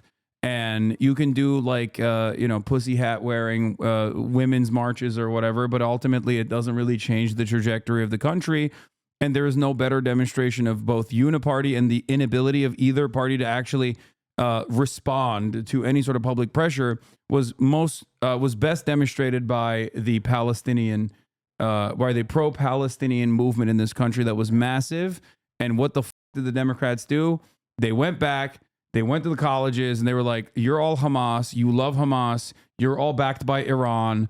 And then they started arresting campus demonstrators. Not only did they arrest them, but they added significant penalties to demonstrating on college campuses, and the uniparty continued. So I don't think that people give a shit. Look at BLM, Black Lives Matter protests happened, massively consequential. Supposedly, it happened globally. It was supposed to be truly impactful. The Democrats did what you wanted, which is they had their sister soldier moment. For those of you who don't know, it's they basically said, we are not this. These guys are terrorists. They're too far left. They're too woke. What happened as a consequence of that? Bill Clinton won. Joe Biden. No, we're talking about the Democratic But Bill Party. Clinton did Sister Soldier and he won. Yeah, I know. don't agree with you that I'm doing a Sister Soldier. But I'm saying you the guys are almost doing it in reverse. Do you see the Democratic Party? Do you see what I'm saying when I say the Democratic Party said we're determining in the limited time that we have to not necessarily get to the heart of the problem with this groundswell of demonstrations that took place, instead of addressing the root cause of this and saying this is our policy prescription, and that there has to be some real changes made. They said those guys are extreme. We love funding the police. We're going to fund the police extra fucking hard. And that the Republicans don't actually want to fund the police as hard as we want to fund the police. And while Joe Biden won by 42,000 votes over, key states, it ultimately did not change the dynamic in favor of the Democratic Party. They completely dropped that. They completely dropped the police reform. They built 8 Can't Wait as a countermeasure in the same way that like the Republican think tank Heritage Foundation had originally created Obama's ACA as a countermeasure towards socialized medicine.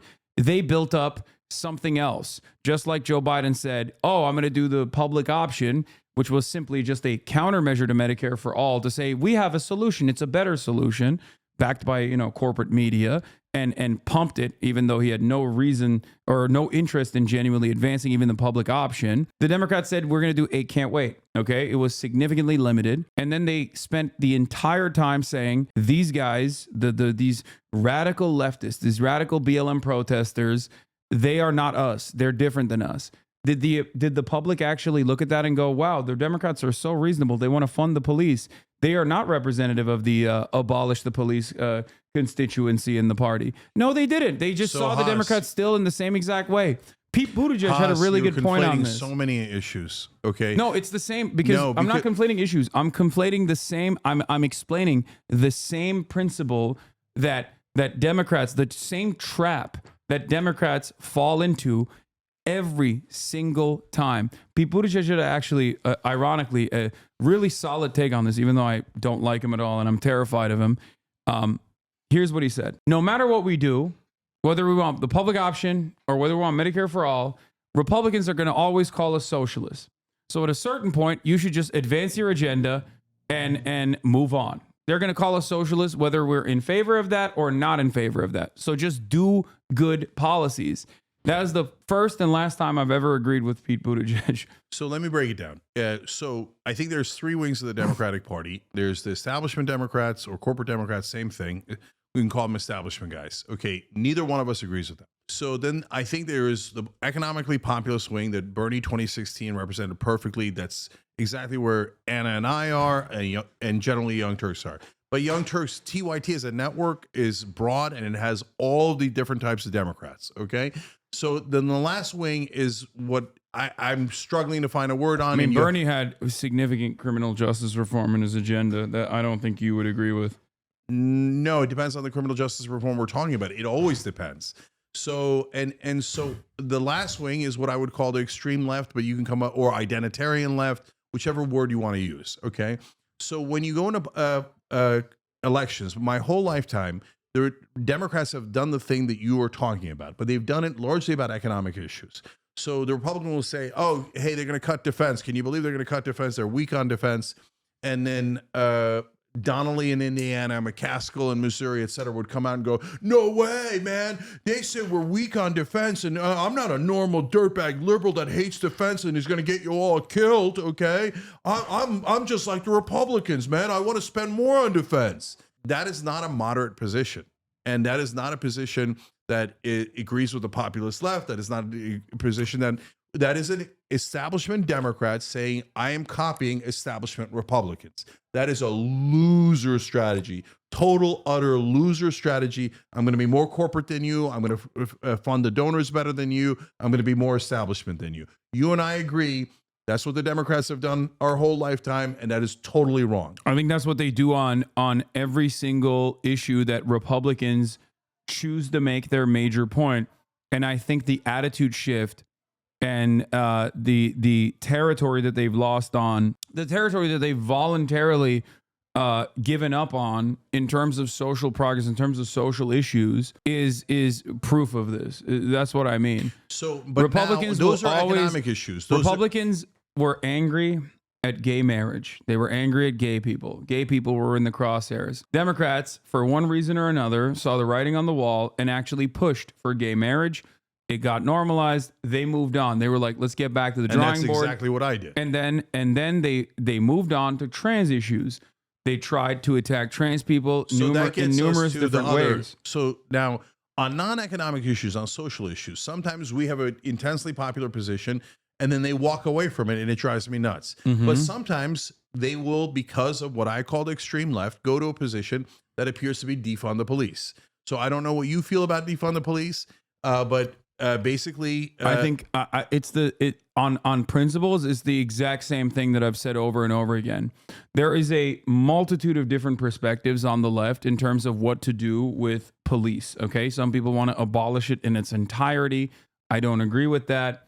But even then, I have normal conversations with anarchists who want to do that and still come at it from a place of respect and understanding. Yeah, especially if we're okay. It doesn't matter. That's the reason why a lot of people look at you and think you're reactionary in this situation. And you get mad. So, wait, hold on. So 70 to 80%, in the case of abolished prisons, 98% of the country is reactionary? No.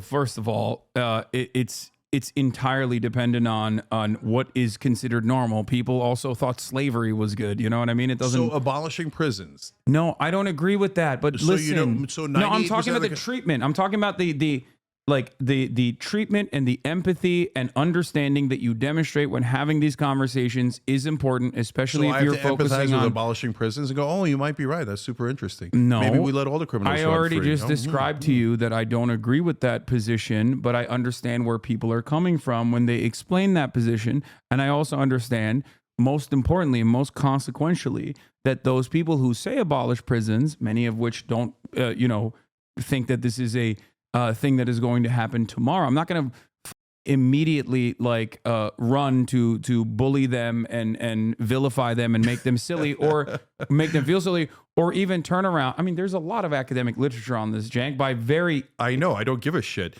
I read the academic literature and it's dumb. Okay. You can't academic your way out of, I let all the rapists go. Oh, Dude, but it's that's okay. not- I'm a professor. Look, I wrote listen, 13 books about it. That's not what this point is. My point is that it's important to understand where people are coming from and how they arrive at these conclusions. If the overarching goal is to Do you think they do likewise?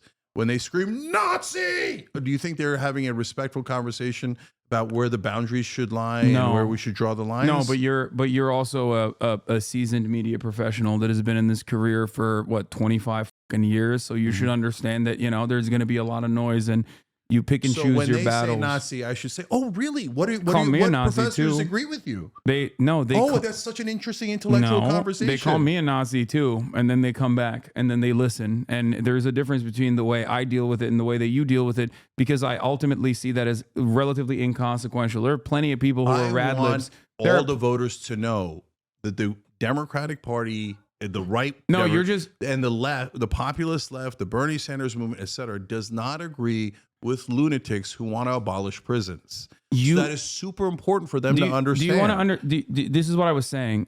In terms of identifying those people as silly or crazy, actually just simply brings them to the forefront. And it makes it seem like you are hiding because you're embarrassed by them, when in fact, most of those positions are not even important enough to address. I'll give you an example of something that you understand. There were pro-Palestinian demonstrations that took place outside of the Benjamin Netanyahu conference that he gave to Congress. Kamala Harris's initial statement immediately after that, even though she didn't attend that conference in front of the entirety of Congress, was to say the protesters outside are burning American flags and talking about how they love Hamas. Do you think that it was a smart thing to address?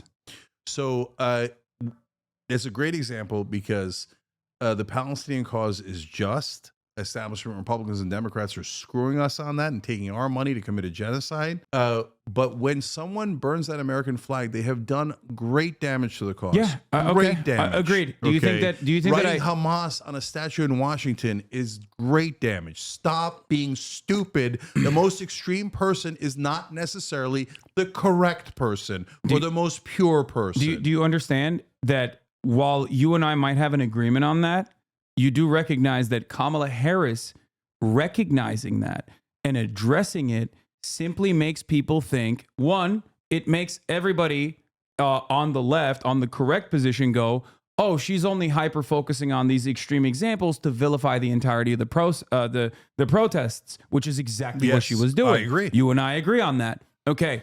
On the right, they say, oh, that bitch is lying. She loves Hamas. She's just trying to make it seem like... Are you kidding me? No, but I know. No, you're right. You're right. That is one of the right things. I'm laughing at the right.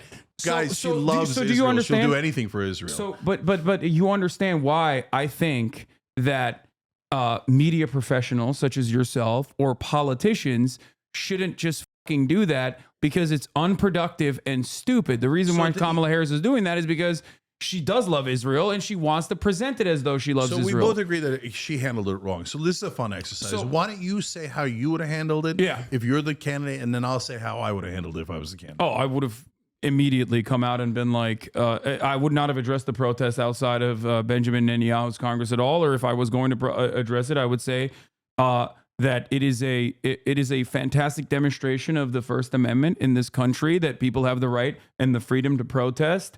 And not only that, but also the very fact that this right-wing Donald Trump-backed, this far-right Trump of Israel coming into U.S. Congress and addressing the American Congress while simultaneously claiming that the First Amendment principles that student protesters showed were actually somehow foreign actors is completely unacceptable, and that we have to immediately get Israel to follow through on the ceasefire negotiation by denying them further weapons. You know what every mainstream media outlet would have said after that response? I don't care. He didn't address the flag burning. He didn't address Hamas. So that means he's in favor of Hamas. Yeah. And he's in favor of burning the flag. Yeah, I Okay. don't care if they were to say that. Then I would turn around and, just like Trump does all the time, I would have been like, fake news. These people are actually in the pocket of Israel, and that's precisely the reason why they keep lying. And then you're on air. They're going to say, are you okay with burning the flag? Are you okay with writing Hamas? I think that the First Amendment is there for a reason. You lost. Well, God no. damn it. You don't do that, Haas. When you No, do the First that, Amendment is there for a reason. The First Amendment is, we are not Israel. We are not China. The First Amendment is the First Amendment for a reason. It is a constitutionally protected act. I do not believe in offering criminal penalties. Do you want to that arrest gets people perceived- for? that Do you want gets- to arrest people? No, I don't. So Okay, I'm well going to then, tell you there you go. how I'm going to handle it in a second. But that will be perceived as the candidate defending Hamas and burning the American flag, and that's a loss for us. Okay, Yeah, no, so- you just deflect. You say this is a ridiculous.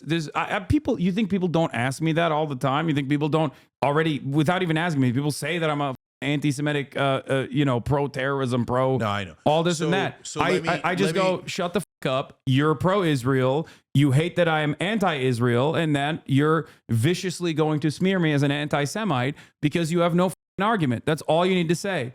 Okay, so this is what I would have said.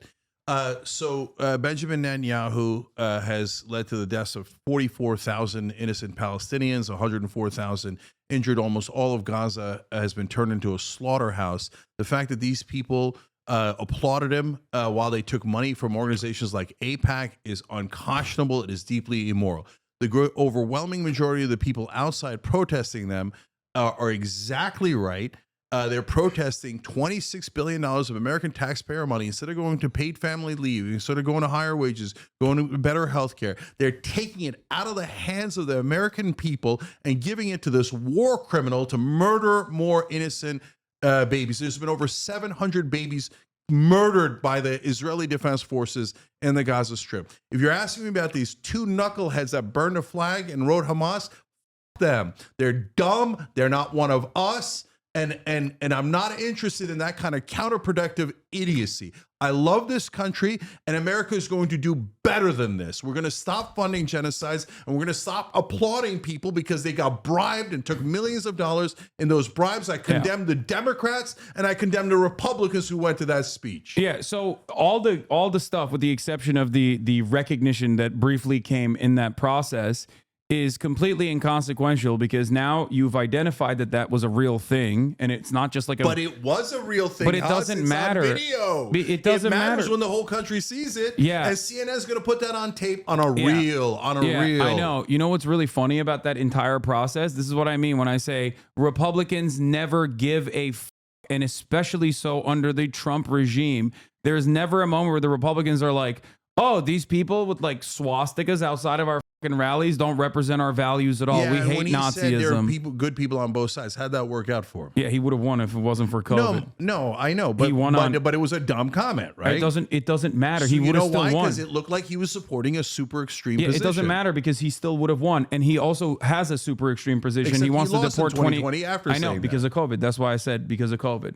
It wasn't because there were very fine people on both sides. When you appear to be defending or ignoring an extreme position, it does you no good strategically. Just look at. No, it doesn't matter. I dismiss. I completely dismiss disagree the with- flag burner in under Donald Trump literally said, 2 "Stand back and seconds." stand by" when talking about the Proud Boys, And which he is a lost right-wing. right after that. Yeah, he lost not because of that. He lost because of COVID. Elections are complicated, brother. There's all those factors, and that's part of the factors. That's crazy. That's what I'm getting. He at. also won again. So there's a difference between, I'm going to out corporate Republicans, I'm going to out military industrial complex Republicans, and saying no, I don't agree with the most extreme left wing positions of defund. There's the no police, reason to mention et it. cetera. Because all you're I doing think is it's no. okay. There's no reason to Perfectly mention good- it. Perfectly good disagreement on strategy. The reason why I'm saying there's no reason to mention it is because If you remember, I think in the immediate, like in the beginning of the Biden administration, there was a messaging bill that came out that Democrats voted on, including Ro Khanna. They were like, "We are not a socialist nation." You remember that? When Ro Khanna and a bunch of, this is a capitalist nation. This is not a socialist nation whatsoever, right? Mm-hmm. And it was a messaging bill that a ton of Democrats voted on for no fucking reason. Why did they vote on it? Because they wanted to do what you're saying. They don't agree. They aren't socialists, first and foremost. That's important, right? Yeah, that's a little bit different because I want to introduce a bill. A bill highlights it. That's dumb. That's like doing a bill that's saying, hey, don't write Hamas on statues. Messaging highlights it as well. Why are you highlighting it? Messaging highlights it as well. At that point, there's a 24-hour reel on CNN, MSNBC, and Fox News of flag burning. You're not going to deflect your way out of that, Haas. Deflection doesn't work. Expert PR absolutely is deflecting, or in many instances, not even responding, or in many instances, just waiting out the media cycle to end. When you highlight it yourself, you're basically telling people, more people, oh, this thing does exist, and ooh, I'm actually kind of scared of this thing. They did do those things. But it doesn't matter. You have to say, you have to cut them off and say they're not not us. Same shit happened with the Black Lives Matter rallies. Same shit happened with the Black Lives Matter rallies when and liberals. By the way, they did do that on Black Lives Matter, but they didn't do it for the Palestinians. Wait. No, they did do it for the Black Lives Matter rallies as well. They were like, oh, fry them up like bacon. They would like focus on the socks that people were wearing that had pigs on it. They always do it. It is a formative part of the reactionary media strategy, which is identify something that looks out of place and either massage the narrative to make it seem like this is the entire, the belief structure of the entire fucking movement. Just like with Israel, I'm using Israel because we are completely in agreement on that. Where they will say every single person is an anti-Semite. It's a smear campaign to actually deflect away from the actual normal points, the very popular points that people are actually making. But unfortunately, that's a good analogy too, Haas. We agree on the substance of what Israel is doing is wrong, but when I condemn Hamas and Hezbollah every time, and so you would say that that's probably not a correct strategy. Whereas, it's not. Yeah, I think you're totally wrong. It's not. I think that first of all, the violence is not the answer. I agree, and I have also openly stated that there were atrocities that took place on October 7 that are totally avoidable, and they were avoidable by not having an apartheid. That people, when you back them into a corner, they're going to and show them that there's no way out of it. They're going to inevitably try and fight their way out of it, and that process is brutal. And that standard of violence is set by the colonial occupation. It's this evolution. All of that while saying Hamas is wrong to do it, Hezbollah is wrong to do it, and then you don't leave it there. Then you explain, wait, Israel did 40 times what Hamas did. So that's the thing. Ultimately, my point is that regardless of how many times you have done that, and I've done it as well, it doesn't matter. People still say you love these guys. You're no, no. People look. It's impossible to tell what everybody's perception is. Are there some people who call us anti-Semite, blah blah blah, no matter what? Of course. Is that a big percentage? It might be a pretty large percentage, right? But are there people who go, no, I get it. I get what Cenk is saying. Yeah, Hamas and Hezbollah should do terrorism, but wait, if I'm upset about that and they killed 34 kids, even terrorism is like, maybe I should be upset that Israel killed 15,000 kids. Also, right? the other point I wanted to make is that there was very extreme sentiment that the Republicans engaged in, outright lie, as a matter of fact. The Haitians are eating cats and dogs narrative that came out of Springfield, Ohio. It was a very, very big thing that led to mass fake bombing threats that were made towards Springfield, Ohio. Right, but I mean that's a situation again where I would fight Trump and rip his face off on that. Are you saying we should just deflect from that? No, my point is Donald Trump successfully was like, no, he either didn't talk about it at all, or in instances where he was them mercilessly. I know, but you don't understand. The media did cover it nonstop. The media said, you did this, and it did not fucking matter. That level of shamelessness is is necessary. Now we're talking about a huge election. That level of shamelessness is necessary at a time when there is complete political polarization. And what is at the root of my argument against caving and capitulating to right-wing framing, regardless of whether you even agree with the position. And capitulating when it isn't. I'm agreeing to my own position, and a position that a great majority of Americans agree more with. Yeah. Well, how is it capitulating to agree with 70% of Americans? Because I believe, especially when you actually genuinely believe it. because I believe that, like, on the issue of immigration. Okay, well, let's talk about that. All right, the last thing, and then you got to tell me what to call you, and then we got to go eat turkey. The incredibly right-wing bill that was presented on October 5, 2023 by the Democratic Party. Do you agree with that bill? The border bill? Remind me. The border bill that Joe Biden put forward and said was... in 2023, Yeah, the 2023. the Trump bill. Yeah, he was like basically. the Trump border bill. So there's parts that I agree with and parts I don't agree with. I these days, I agree with remain in Mexico. Yeah. Wow, okay. Yeah. And why is that? Because look, they're saying, hey, I've got an asylum case. I don't want to do the right-wing position of, I don't care about your asylum case. Get the fuck out of here. I'm not letting anyone in. That's illegal under international law, and it's not the moral right position. But that doesn't mean that we have to allow them into the country and then release them into the country and then hope that they come back. Now, most of them do. Over 80% of people do come back for their hearings. So it's overhyped as to how much catch and release is a problem. But a lot don't, right? So if they say, but there's no reason not to say, okay, It's more than that. I think it's 90. Hold on, stay in Mexico, okay? Stay in Mexico. But we're going to have your asylum here. And we're going to have it as quickly as we can. And I would order so many more judges to expedite those hearings far quicker. Question for you here is, do you think that undocumented immigrants constitute a grave national security threat to America? No, I think that the crime from undocumented immigrants is overhyped. But is there crime? Yeah, of course there's crime because they're human beings, right? Yeah. And so is it a national security threat? No, it's a threat to have people actually do the manual labor that we need in this country. So it's way overhyped. At the same time, do I think that crossing the border should be illegal? Yes. Do I think that we should have open borders where it's decriminalized? No, I do not believe it should be decriminalized. But I think you and I would probably agree on this, that if the process was infinitely faster for voluntary migration into this country, as was the case historically in the United States of America, that most people would not actually illegally cross the border. It would certainly help. We should have a much better voluntary immigration system. I mean, that's 100%. Okay, so that we're in agreement there. So I think that the problem here with the right-wing framing on this right-wing border bill was that it literally featured funding for the border wall and billions of dollars in new apprehension methods and technology. Some of that is actually valid in terms of regular points of entry is where drugs are actually coming into the country from, and there needs to be some mechanism of apprehension and surveillance in that regard. And some of that was actually technological improvements that would do that. I'm fully in favor of that. There was a very tiny sliver of funding for additional judges for processing. Also, I'm in favor of that. That expedites the process, that expedites the process. It makes it faster. It's more ethical. It reduces the number of illegal crossings in general. Great. Yep. Agreed. They didn't actually put a bill that just had that in it, which would have addressed a lot of these problems.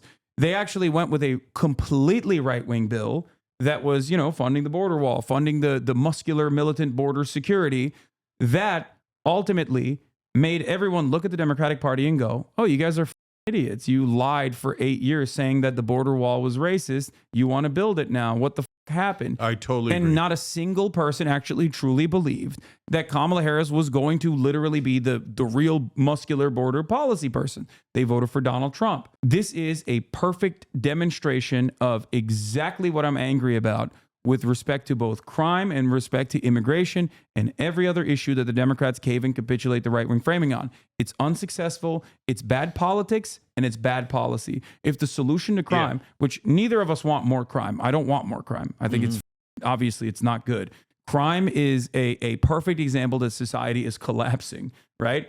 In a society that is perfect, where all of your needs are met, there's not going to be crimes, right? Unless there's like, there are certain things that the current medical science cannot actually rehabilitate, like crimes born out of antisocial personality disorder, and there's going to be like crimes of passion and whatnot. Yeah, it'd be less crime, of course. Yeah. There's going to be things like that, but the broad majority of things that we look at as crime is a direct circumstance of your material conditions. You're doing it because you have no educational attainment, no job opportunities. You see people having money, and you're like, I want it. I need to, I need to pay for shit. Sometimes it's dumb shit because you want to pay for a PlayStation 5. Other instances is for it's to pay rent, right? And it's not even just like making it so that there is more upward social mobility, making it so that people have educational attainment. It's also even fun. Recreation even plays a role in this, like the Kia Boys and many of these other instances. Like crime in Chicago is a perfect example of this. Like youth crime in Chicago is a perfect example of this. After school programs and rec leagues have genuinely improved the youth crime statistic. These are programs that we have implemented time and time again all around the country, and they have been successful.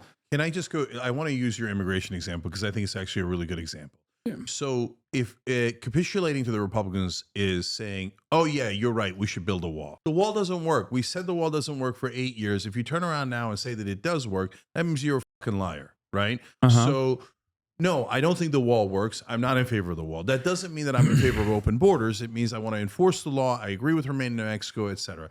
But saying, hey, you know what? I happen to agree with remaining in Mexico is not capitulating because that's my actual opinion, right? And then if you go, that's your actual opinion. Yeah. And so if you and then if you go and then there's folks on the left, let's say that this didn't really happen, right? It didn't get a lot of attention. But if it had gotten a lot of attention, the idea that some on the left have of decriminalizing border crossings, I would say, no, I draw the line there. And that's not capitulation. That's just being sensible, correct. Again, my actual position, and making a distinction for they're the extremists, we're not the extremists, right? So you would say, well, if somebody made a big deal out of decriminalizing the border, even if I don't agree with it, I'm going to deflect from that. And I'm not, because that's capitulating to Republicans. But I also don't even position that I actually agree with. I also don't even disagree with the decriminalization of the border. You'll say people are immediately going to react to that and say you're wrong. But I think it's important to create a media ecosystem and also have a designated, consistent faucet of propaganda or messaging, right? That also humanizes migrants and helps Americans come to the conclusions that they already have arrived at, despite the reactionary media ecosystem. Say, hey, listen, brother, I can't decriminalize the border crossings. Otherwise, we'll have 3 billion people in America by the end of the week. But that doesn't mean that the guy coming into the country is a bad guy. The overwhelming majority of the immigrants are trying to feed their kids because they're really good parents. For the record, that's not true. That's not like the border walls existing is not the real or apprehensions is not the real hurdle. I'm sure that it would actually increase, for sure, that migration would actually increase. But once again, the real reasons as to why people are migrating into the United States of America is because we f*** their countries up. Like Venezuelans are the greatest example. They are.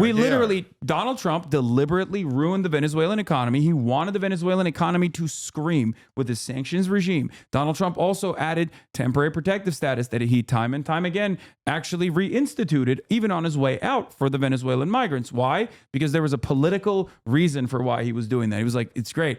We're going to do a Cuba-style situation, but for Venezuela, we're going to have a constant a massive population of people that doesn't mean you should in the decriminalize diaspora. the border.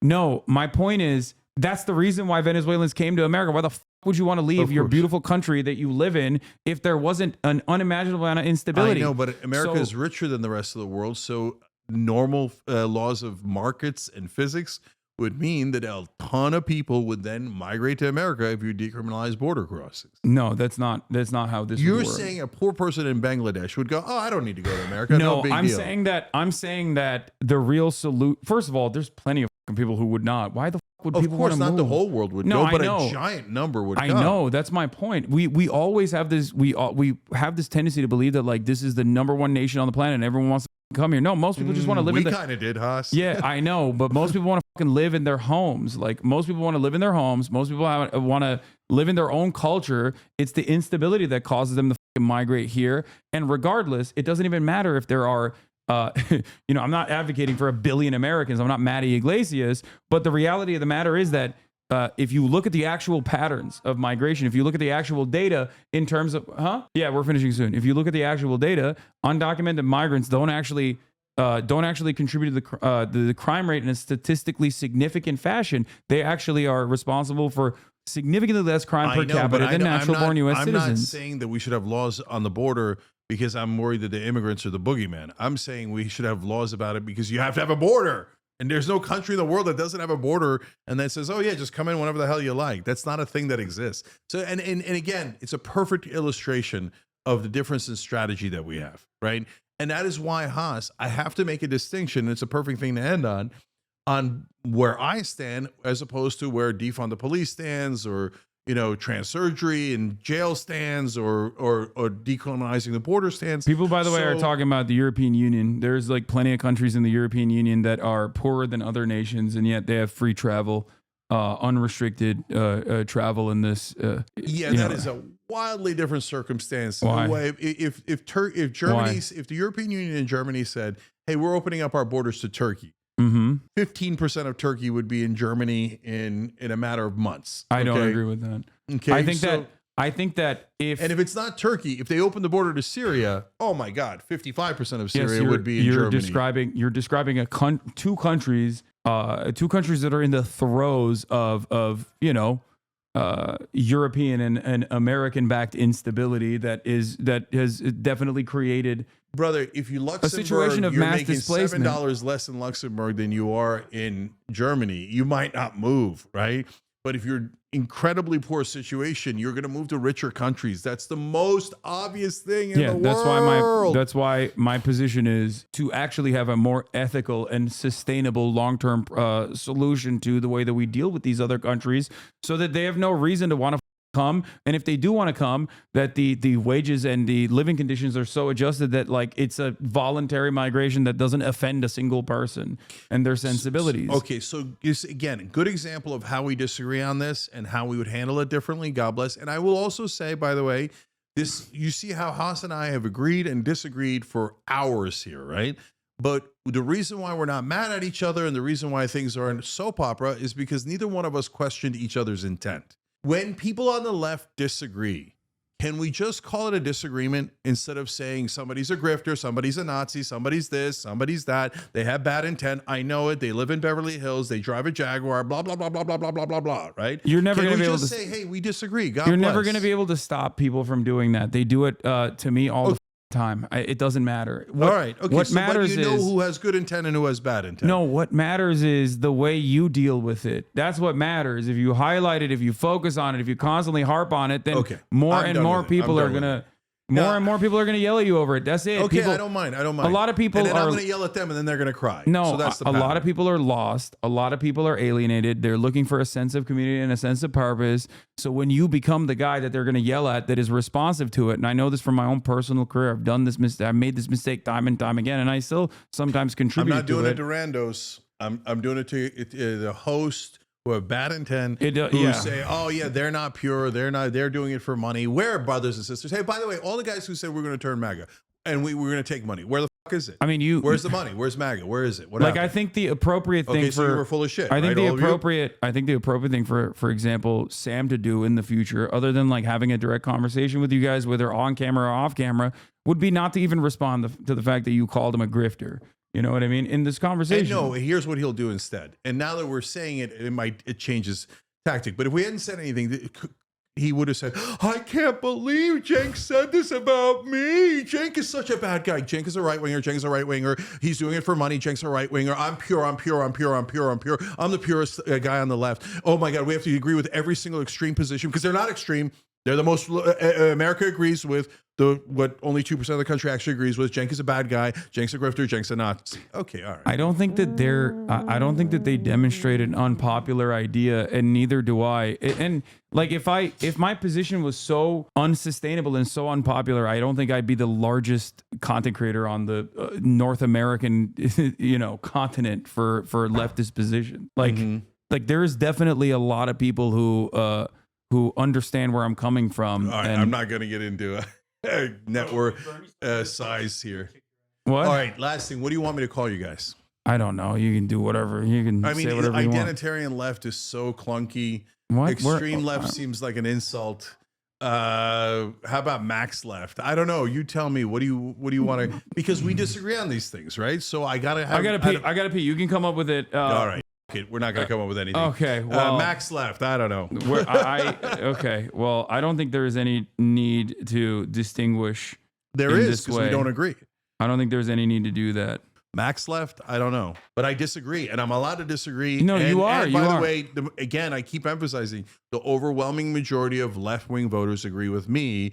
So since that is true, I have to say you are not the moderate left.